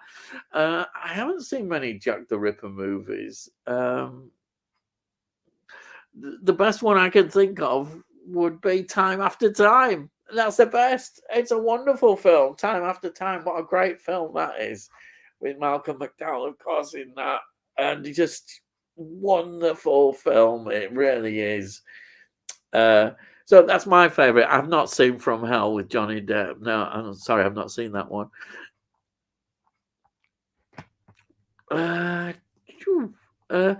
I can't imagine how heavy the VHF tapes were to carry back from town, and how big some collections were. They were. I mean, the collections. It took everywhere. Oh, my collection just got bigger and bigger and bigger.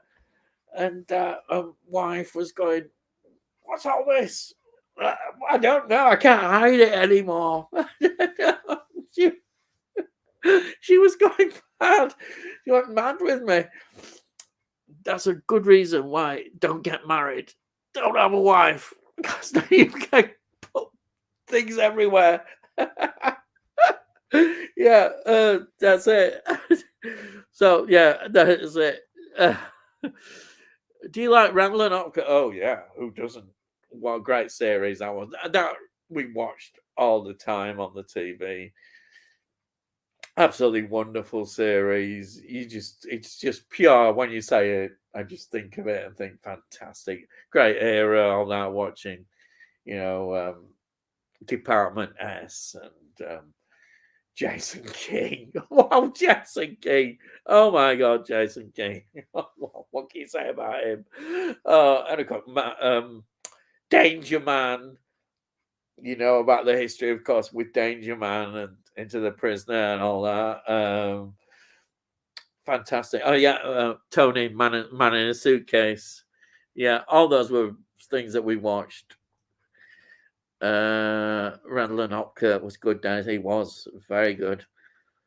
Love Randall and Hopkirk. I was so happy to discover Network brought out a CD of all the music cues from the series. Really?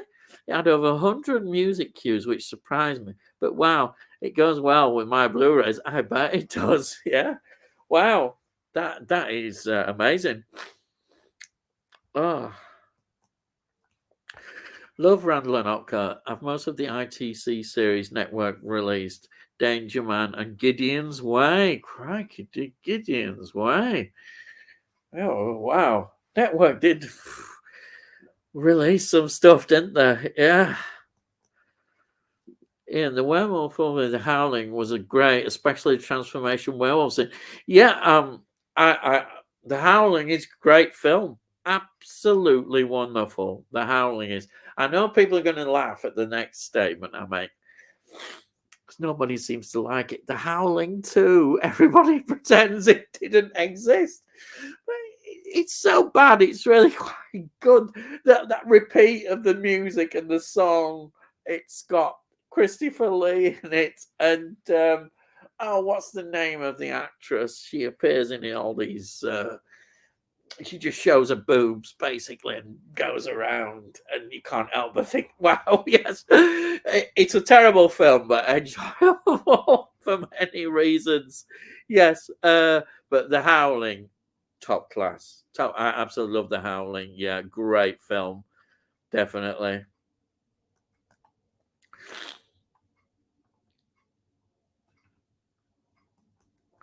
I'm trying to think of the show. The Man in the Suitcase theme was reused on in the 90s. I don't know. Del Boy might know. Yeah, Del Boy. There's a good chance he may know that. Wasn't it a Chris Evans show on Channel 4? Was it? Oh, there was one on. Oh, there was that one he did on Friday nights, Chris Evans, wasn't there? Oh yeah, wait. Oh, sorry. Yeah, here it is. TFA Friday or something. That's the only one I can think of. Yeah, of Chris Evans, because he used to get into trouble sometimes with people coming on and swearing like mad, and it was the watershed problem. Yes, Del Boy. That's it. I used to watch it on Friday evenings. Yeah, that's it. Yeah, yeah. Del Boy says. Give up watching after Tennant left.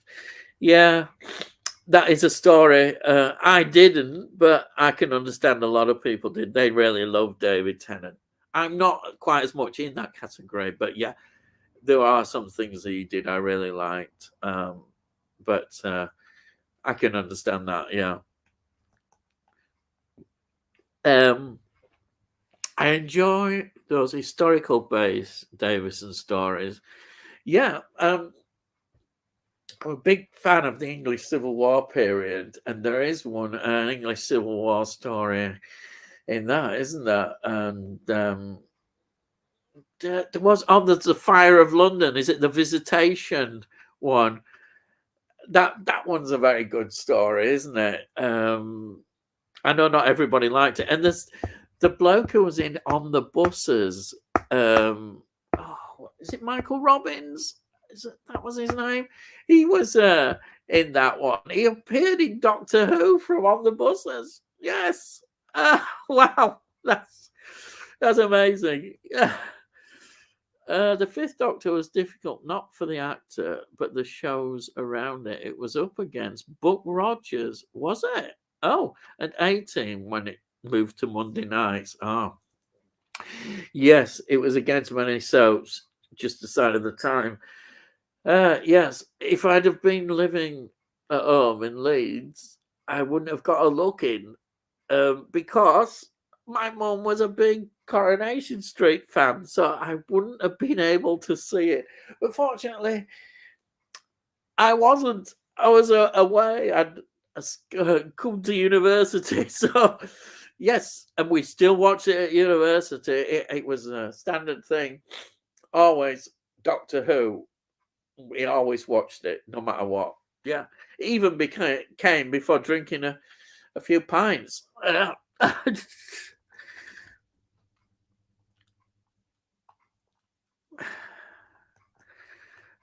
Yes, The Wicker Tree is a follow-up to The Wicker Man. The Wicker Tree is worth watching, but not very good. Yeah, I would see it. I've not heard much about it, which doesn't say a lot, does it? That it's not particularly good. Ian, what is your favourite Doctor Who sonic screwdriver? Oh, I don't know. I don't know whether I have a favourite one, to be honest. Uh, uh,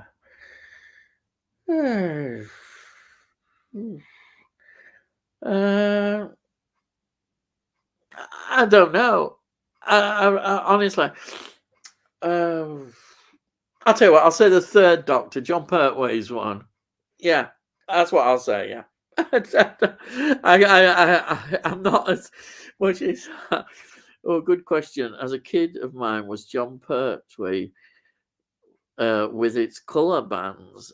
Ah, right. Yes, I can see that. Yeah, John Pertwee. Yeah, definitely.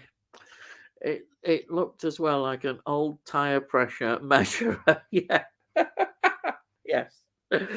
Oh, right. Ian, did you like the Omen movies? Patrick Troughton was amazing. Yes, I love the first three Omen films. The first one is obviously the best, but I think the others are good as well. I enjoy the others. Patrick Troughton, yeah, it's fantastic to see Patrick Troughton in that. Really was. It's so wonderful to see him. I remember when I saw him, I thought, oh wow, this is great, because I'd seen him in some Hammer films as well. So to see him in that was fantastic. I like the second one. Lance Henriksen's in the second one, which is great. Absolutely love it. And of course the one that gets a lot of derision is the third one, but I love the third one. I don't care what people say. Sam Neill, I think, it's great in it. I love the monks jumping out. It's quite funny in places as well, unintentionally maybe, but I love it. Absolutely love it. The fourth one is terrible. It's just stuff.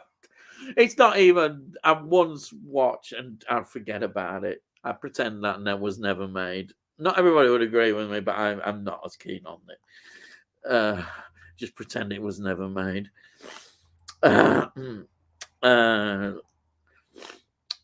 scene was harrowing. Love Pat Troughton.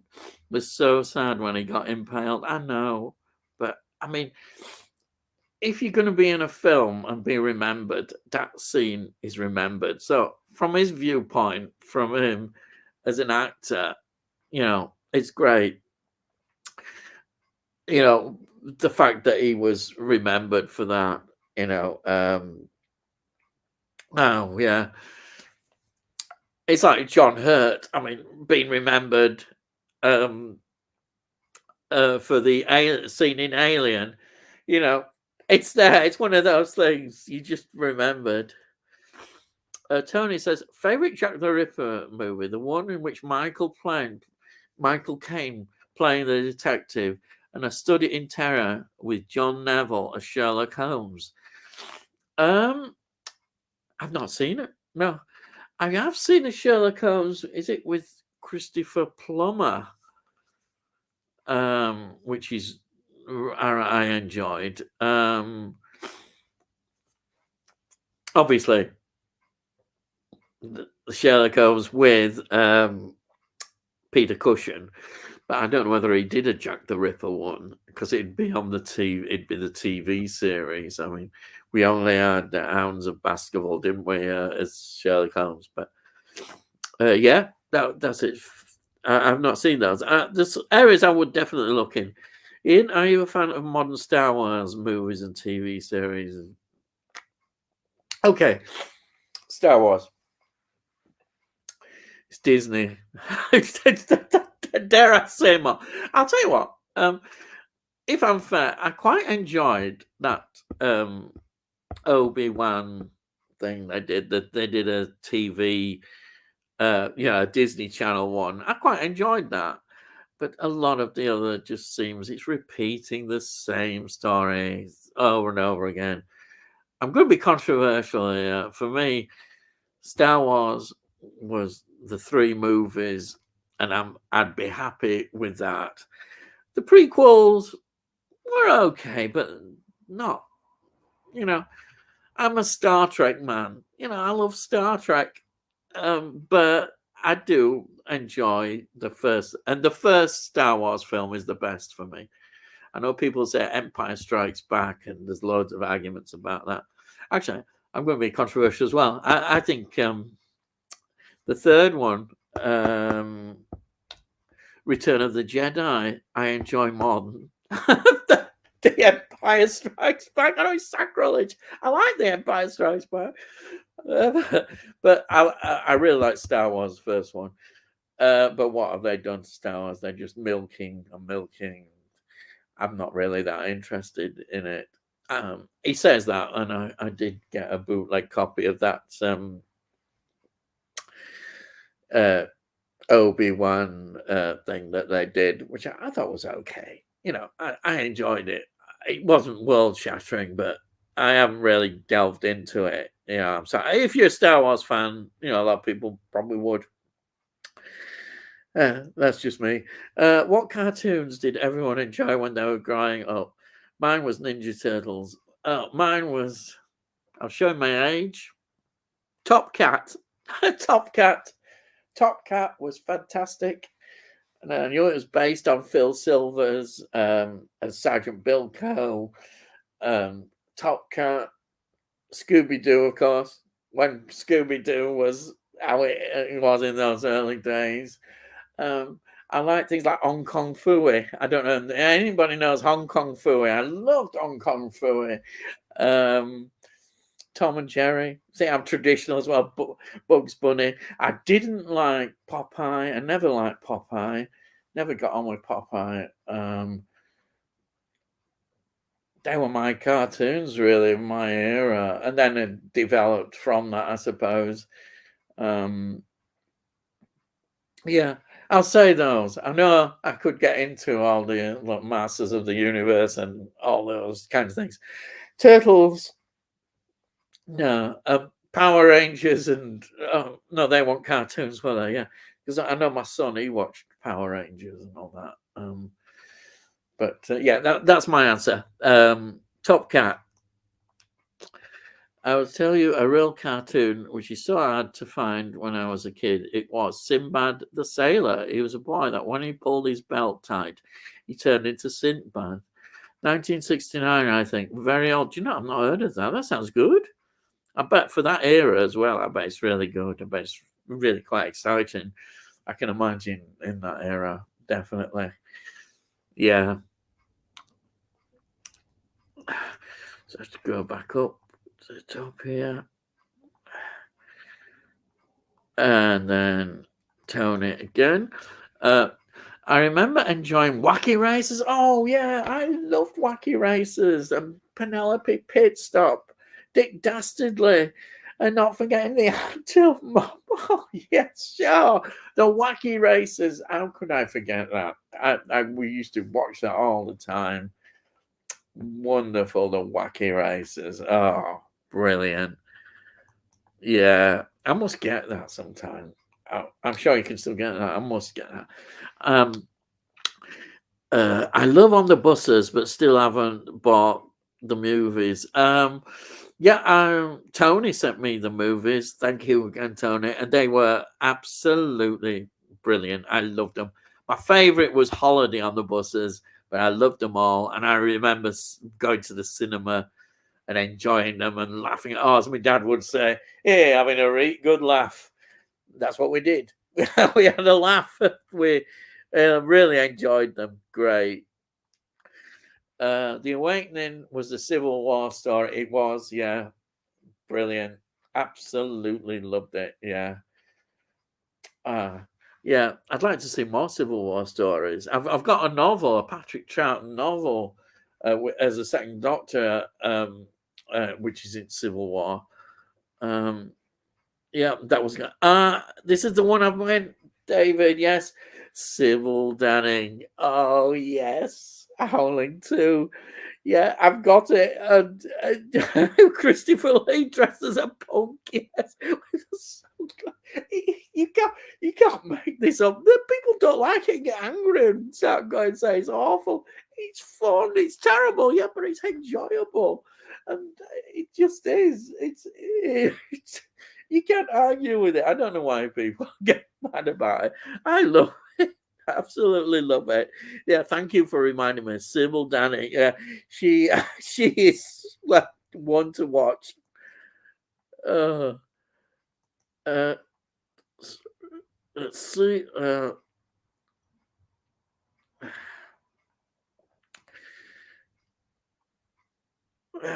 Yeah, that's it. Yeah. Sorry about this. Yeah. Has anyone seen the new Ghostbusters? Is it worth watching? I've not seen it. I think people should make their own minds up on it. There seems to be a lot of negative reviews about it, but is it just another film that they've carried on too long? I don't know. That's my view on it, really. I wouldn't know the differences between the screwdrivers. Obviously, I'm not paying close enough attention. Yes, I know what you mean. Ian, have you seen The Lives of Loves of the She-Devil with Tom Baker as the priest? Now, that is the TV series, isn't it? I've got the film, actually. I really liked it. And I like the TV series as well. Excellent it was. It's really over the top. The film has got Meryl Streep in it, and she's brilliant in it.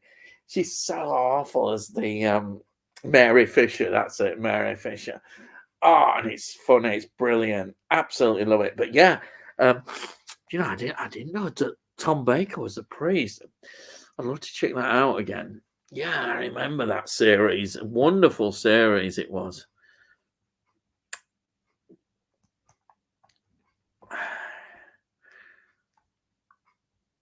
And then, yeah. Delboy says, Tony, to see the third Doctor Screwdriver, just check out the Sea Devils. Yes, he blows up the mines on a beach with that. Yeah, yes, I remember that very well. Yeah. Delboy, yes, I can picture the scene. You're right. He does it and he holds it up prominently. He does. It's wonderful. Yo, Ian, good to see you live. Hello, how you doing, Trevor? You doing great? I hope, yes. Thank you for coming in and saying hello. Thank you.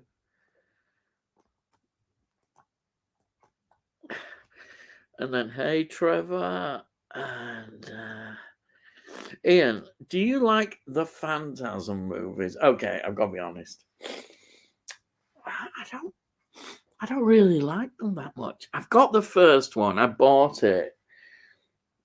I didn't get on with it. I don't know why. I just didn't get on with it, so I haven't really progressed. It just didn't connect with me at all.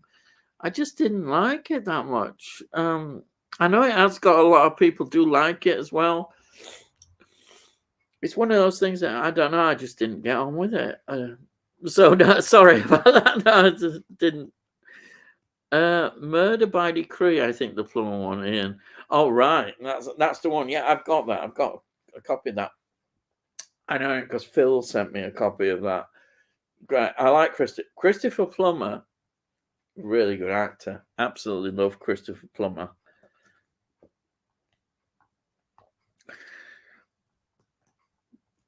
Never watched Star Wars. Fell asleep on the first one. Wow. Yeah. Well, there you are. Not everybody likes it. Do you enjoy the new Star Trek movies? Without a doubt. The new ones are great. I absolutely. There's still this. Is there going to be a fourth one? Isn't there? They're still up in the air about it. I absolutely. I think they're great. The actors are spot on with their interpretations of the characters. I really enjoy them. I think they're great. Um, whether we will get this fourth one, I don't know. But there has been talk. Sometimes you get it that he's coming back, and then there's talk that it isn't. But they're really well done. For people that um, are not into the older Star Trek, then this is perfect. It's great. All the actors are so good in it. Yeah, I really enjoyed them. Even though people criticize the Khan one, I didn't mind it. It didn't worry me too much. I just saw it for what it was. It was a good performance in that. I didn't need to compare it with the original Wrath of Khan. It didn't matter at all. I thought they were great. And I loved it when they gave a tribute to a respectful one to Leonard Nimoy as well. I think that was in the last one, wasn't it? It was wonderful because if there's any hero in Star Trek for me, it's Leonard Nimoy as Spock. Always more than Kirk, definitely. Always love Spock. Yeah. So yeah, that's it. Never got into Star Wars. Oh, you're on one as well, Tony. Yeah. I wasn't. I was always in the Star Trek camp. You know, when the motion picture came out, it was excitement all around for me. I absolutely adored the motion picture. I still do. I think it's one of the great films. And I saw Star Wars and I enjoyed it, but I didn't realize it was going to be such a blow. I thought it had finished when Star Wars ended. I thought, oh, that's the end of it. That's it. Oh, that's a good movie. Little did I know that Empire Strikes Back would appear, and then the other one, and then at the end of is it Return of the Jedi? I thought, well, that's it. It's all ended. Wonderful, but it hadn't, had it? No, we blooming thing carried on. Even if it's prequels. Yeah, there we are. Ian, do you like $6 Million Man and Beyond Bionic Woman? Yeah, $6 Million Man is the sort of thing that we watched on and off. I remember Bionic Woman, the same. I can't remember much about them, but I know we enjoyed them. They had a similar sort of formula, didn't they, each week? But yeah, they were just sort of things that you just sit and watch and enjoy them. Yeah.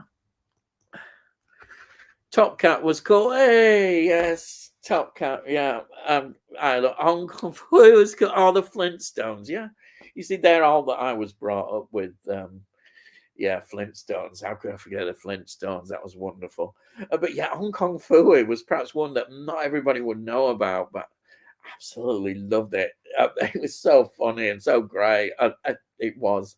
But Top Cat, wow, Top Cat was just amazing. We're always watching Top Cat. Must have watched the repeats over and over again, and it was great.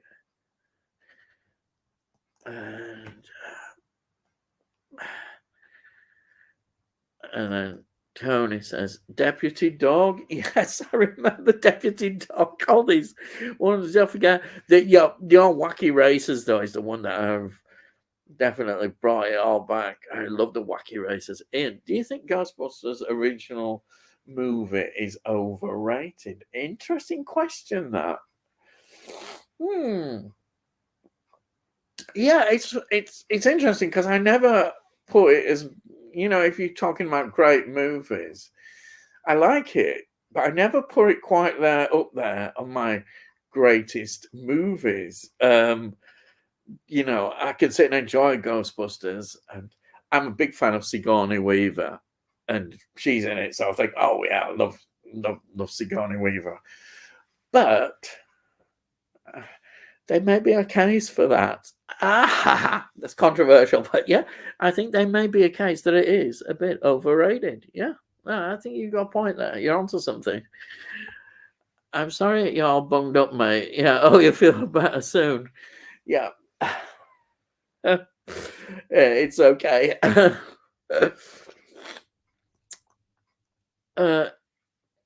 Ian, do you like the double decker kids? Oh, the double deckers, crikey!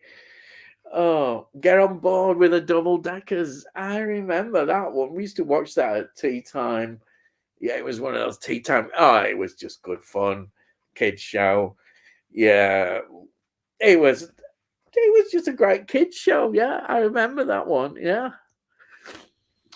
Double Deckers was ace, along with Banana Splits. It had a cartoon in the middle, I think, Arabian Nights or something. You pulled the donkey's tail or something, and it turned it a whirlwind. Now, it's interesting. You must have seen Double Deckers more as a repeat. I saw it. I remember it'd be coming back from school and the tea time slots. Um, you had things before Blue Peter and all that, and they had a lot of cartoons as well. Because I'm sure Double Deckers was on in that slot when I first saw it. Yeah, that's my age, you see. That's how I remember it.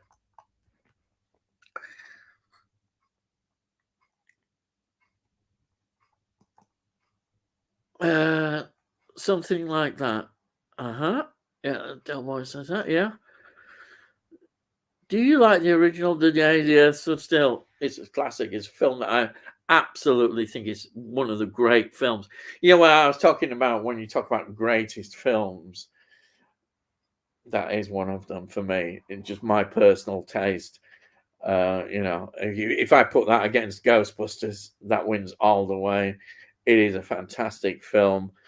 I can hardly believe that it was, so near the Second World War. I think it's 1951, isn't it? Day the Earth Stood Still, and it's just there's something so special about it. It's an amazing film. It's one that just, and the director was Robert Wise. I mean, what can I say about it? 1951, it's early. It's very quite early. It's one of those historical films to me that should be like, if you're studying film and looking at the history of film, it's there. It's one should be looked at because it's a special film. It's a real special film. Absolutely love that film. Klaatu Baradu Nikutu. Yes. Yeah, I probably didn't say that very well, but yes. I'm not mad, thanks. Ian, Sybil Danning was in the 80s TV sci-fi. V. Oh, V. Oh, yes. I love V. I think I've got, well, I have got that on DVD. Sybil Danning would have been great as a Bond girl or in Star Trek. You're right. Oh, yeah. Oh, I'm surprised she wasn't a Bond girl. Wow. Oh, wasn't she great? Absolute. It's just, yeah. V, it makes me want to watch V now. I've got the mini series. I think there's an upgrade actually on Blu-ray of the mini series. I don't know whether they've done the actual TV series. I love the TV series. I know it got cancelled and went downhill, but I enjoyed that. Yeah, that's great. What great memories. Colin Baker was in the Young Indiana TV series, was it? Oh, wow. I didn't know that. Well, that's something definitely new to me.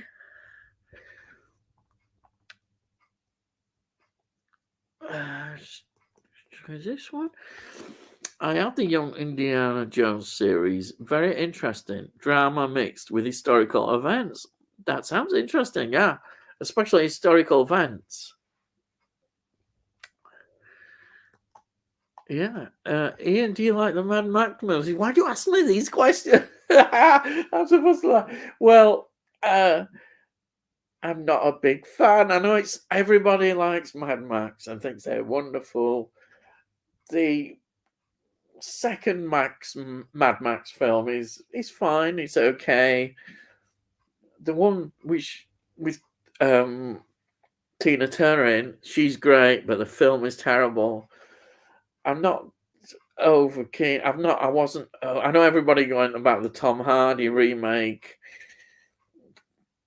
I wasn't that over the top about it. I don't know what it is. I don't know. I should like them. I've tried a few times. I still might keep watching, but everybody. Well, it's just one of those things. Everybody really seems to like them, and that's great. People enjoy that, but I don't rate them as high as people. If it kind of for a while put me off Mel Gibson, and then I've turned out I actually like Mel Gibson now, with the Lethal Weapon ones and that film. What is it? Apocalypto. I think it's a masterpiece. Absolute masterpiece. Who would have thought? I would have said that with the film that he directed. What a director! So, but yeah, to go back, Mad Max is not always for me. No. 1966, the world was introduced to Mr. Spock. What an incredible character. Yeah, for me, he is Star Trek. And the thing is, he was such a good bloke as well. He was liked, I think, by everybody on the set, whereas Shatner wasn't in the same way. He fought for them as well. He was very insistent about rights as well. He was a really good guy, and he carried on with that love of Star Trek right to his death. And I think that's why he got invited to when they revamped the films. And what a wonderful actor as well as being, of course, Invasion of the Body Snatchers, which has seen more life and talked about recently with the Arrow release. He was in that as well. He was in some great series. He was in Fringe, as I remember, which was a series not everybody might know about, which I rather liked. He popped up in all over the place, did Leonard Nimoy. I really liked him. Yeah.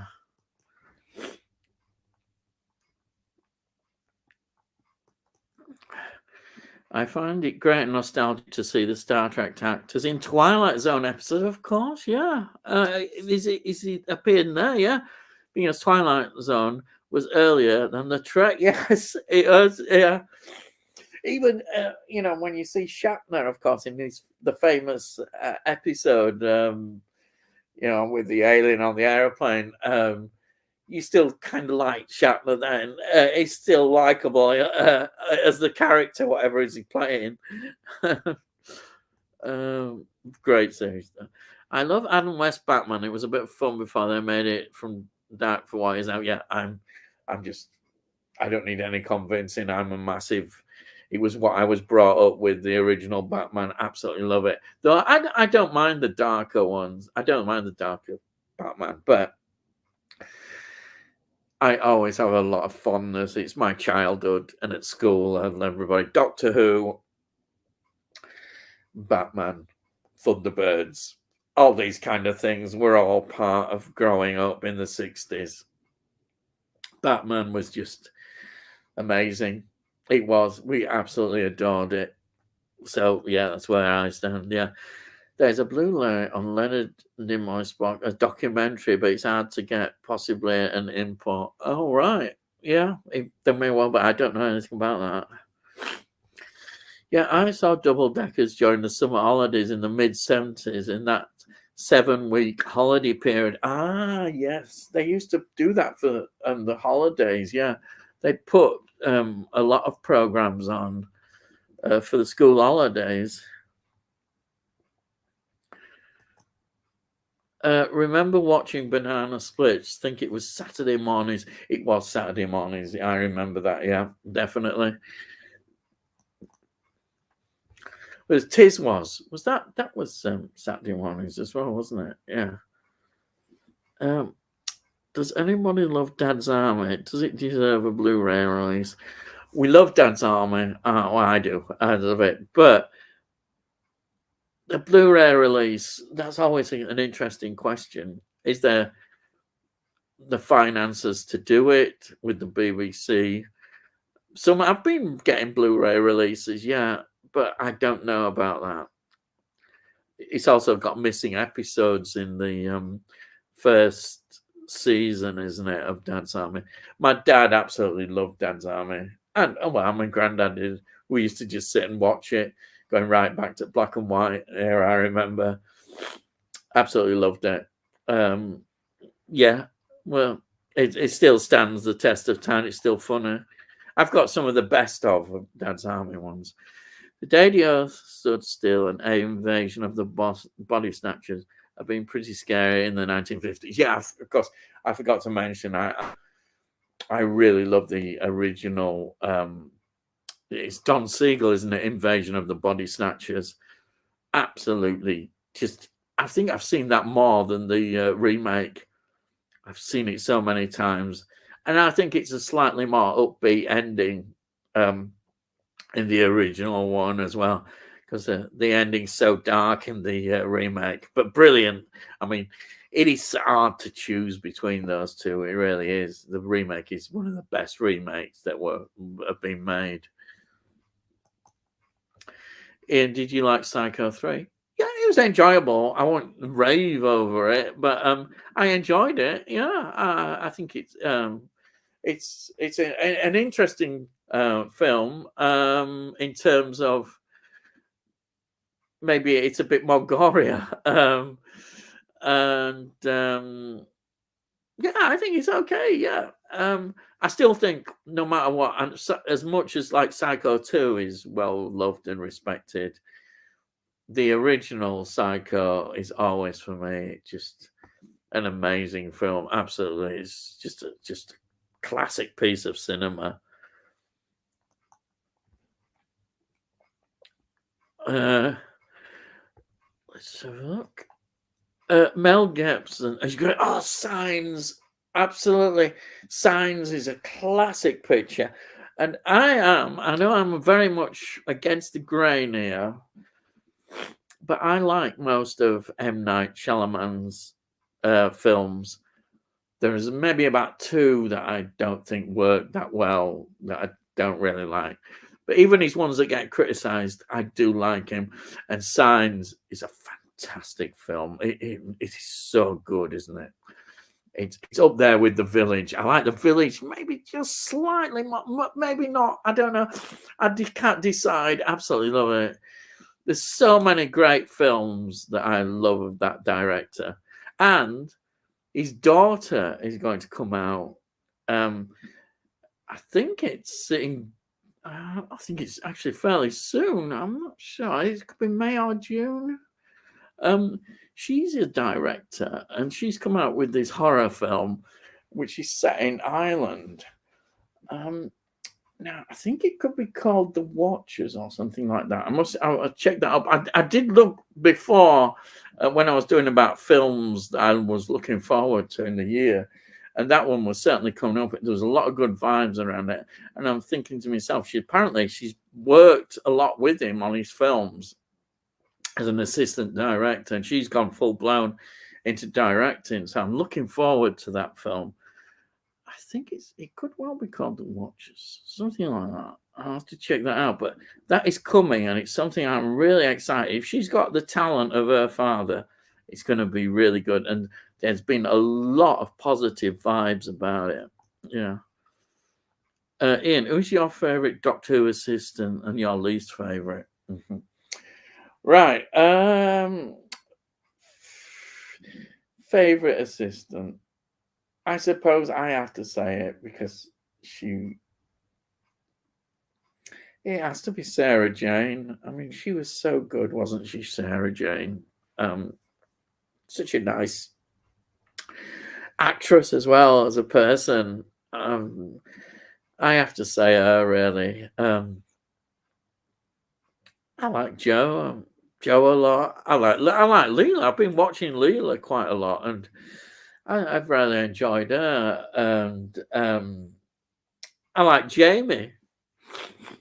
Jamie is really good. I thought he was a great assistant, and yeah. So I will say Sarah Jane, and least favorite. Ooh, I'll have to say, it's. I know it's cheating, but I don't like this new one. Ruby Tuesday, or not Ruby Sunday. Ruby Tuesday is a great song, Melanie and Rolling Stones. But no, yeah, that's what I'm saying. So a crafty one, isn't it? I would have possibly have said Mel, but she's perhaps gone up a bit more at one time. I have the original miniseries 1983 versus the Final Battle 1984. The complete series 1984 on DVD. Yeah, it's great, Danny. It's great, a wonderful series. Absolutely fantastic. I could still watch them and I really enjoy them. Nightmare at 2,000 Feet. That's the one. That's the thing. And of course, they did it in the film, didn't they, as well? Great story. It's one that always you remember and stand out. He also did Nick in Time, which was, I remember that one. That's set in a diner. Yeah. Yes, I remember that one. I may even have that one somewhere in my. I haven't got the complete Twilight Zones, but I've got bits here and there. Well, no, I've got, to be fair, I've got the complete series 2 on Blu-ray, and then I've got some DVDs of Twilight Zone episodes, which they did. But that's the only one I've got on Blu-ray, is the second one, which has got the Nightmare one on it. Love Shatner in Twilight Zone, yes. And why not? Tiswas, yeah. Saturday Watch and Smile, yep. Late 70s Saturday with Immortal Address, Birmingham. Yep. Do you know something? My late wife, she appeared on with Tiswas, she said, in the phone quiz. And she got the question wrong. Oh, God. Yes. Yeah, she spoke to, what's his name? Chris Tarrant. Yeah. Yeah. A few people starred in that.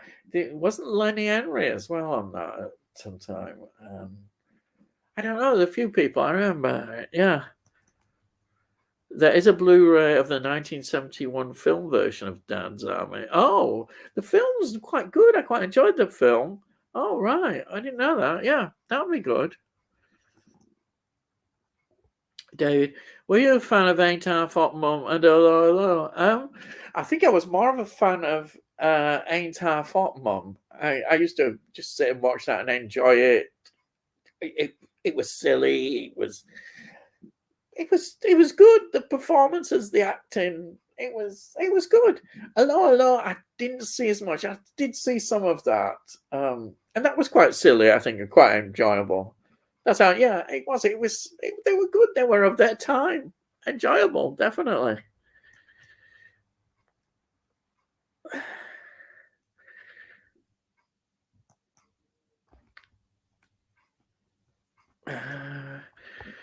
Good to see you live, Ian. I will bid you good evening and take it easy. Thank you, Trevor, for coming onto the live. Really, you take care, and thank you so much for coming on. Thank you. Ain't Half Hot Mum was great. Lovely boy. And Lardy Gonna Graham, yeah. Yeah. A fine pint of shoulders there. Fine pint of shoulders. You remember he thought the one that was it gonna what was the name of it? He thought it was his son. Yeah. Yeah. Oh, it's good. It was good.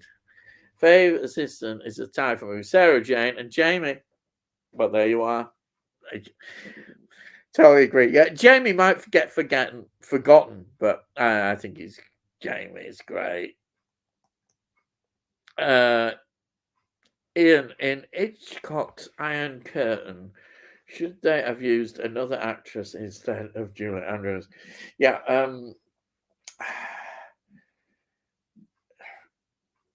To be fair to her, I don't think she had much choice in the film. And from what it seems, a lot of it was Paul Newman's fault in many ways. playing, demanding this and that. I don't know. She perhaps was a bit like that. She perhaps didn't really get it. It may have improved the film, but the atmosphere was really bad, and for a lot of reasons, and it just didn't work, did it? And Hitchcock didn't like being things imposed on him. He still had a very much independent spirit, and these were imposed upon him. So that was a bad start already, and the script wasn't working out properly, and he didn't like that. There were a lot of things going on that were wrong, so I don't know whether it would have made any difference.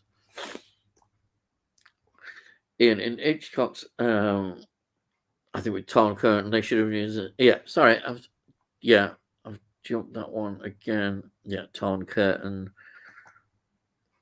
I had to choose between Joe and Sarah Jane. Pity Liz Shaw didn't get more than one series, as it was more of an intellectual equal for the Doctor. That is true. And that is why she effectively, dare I say, she got sacked. Yeah, it's very sad. I think she would have done definitely another season, but there we are. We got Joe. Joe's great. But yeah, it is a shame, I think, definitely. Hey, hello. How are you? Yeah. Thank you for just popping by and saying hello. Fantastic. Thank you. And then Richard Brown. Gunnar Parkinson. Yes. That was it. Oh, it was a running story throughout about Gunnar Parkinson. Yeah. Windsor Davies was great in Terrorhawks. Was he? Wow. Do you know something? I haven't seen hardly any Terrorhawks. And really, I didn't know that. Wow. Well, that is new to me. That really is. Right. I think that's it. Yeah. That's the last comment, I think, on here. Yeah. Well, I suppose that's it then. Thank you all for being. Sorry. Have you seen Witness for the Prosecution, Ian? Sorry, I didn't show that. No, I haven't. What's that about?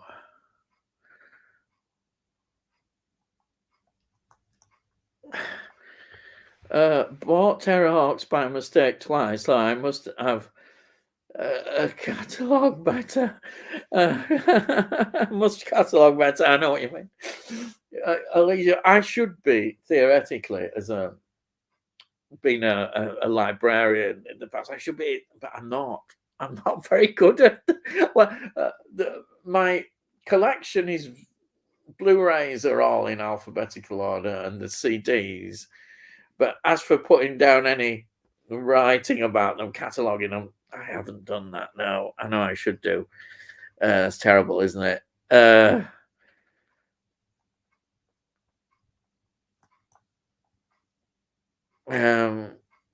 Have a good one. Thank you, Danny, for joining. That's thank you so much. That's really, I'm really thank you so much for coming. Thank you. You should. It's an amazing courtroom drama starring Charles Lawton. Now that's interesting. I haven't. Do you know something? I haven't really got that many courtroom dramas, if any, actually. And I quite like courtroom dramas. Charles Lawton. That sounds like a classic, one that I should actually be watching. It's directed. Oh, right. Oh, well, that certainly piques my interest. Definitely. I would definitely be interested in watching that. Yeah, definitely. Have fun, Ian, and thanks for the grand time.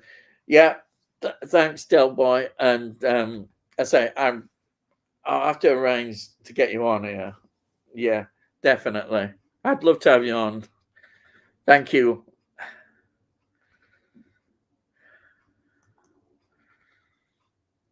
Oh, thank you, Danny. I'm really pleased. Thank you. I'm surprised people will join me. Thank you so much.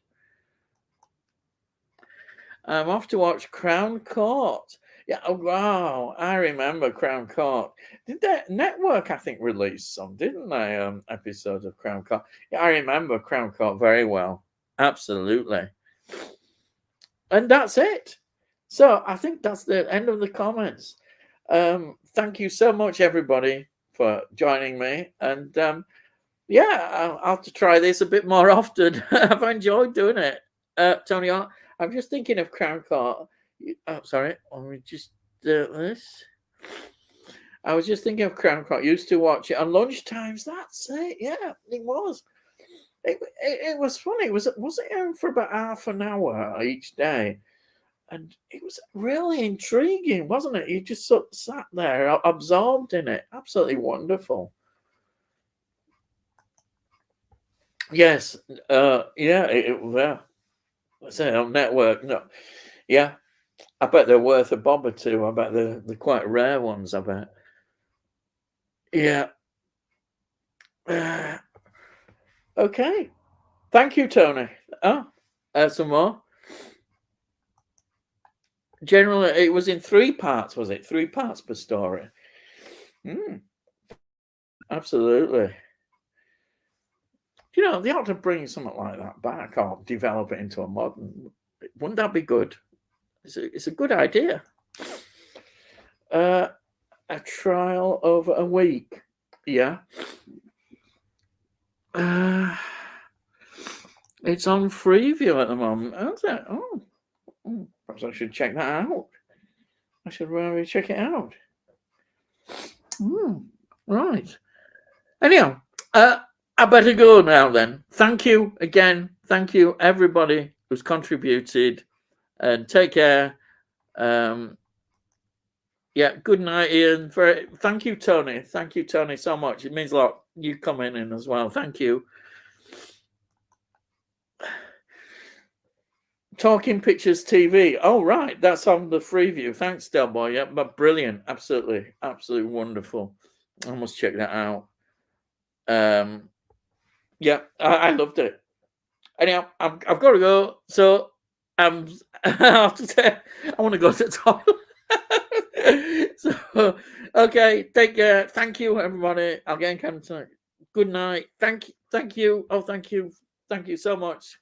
Good night to you. Right then. Okay. Goodbye and thank you, everybody. Thank you.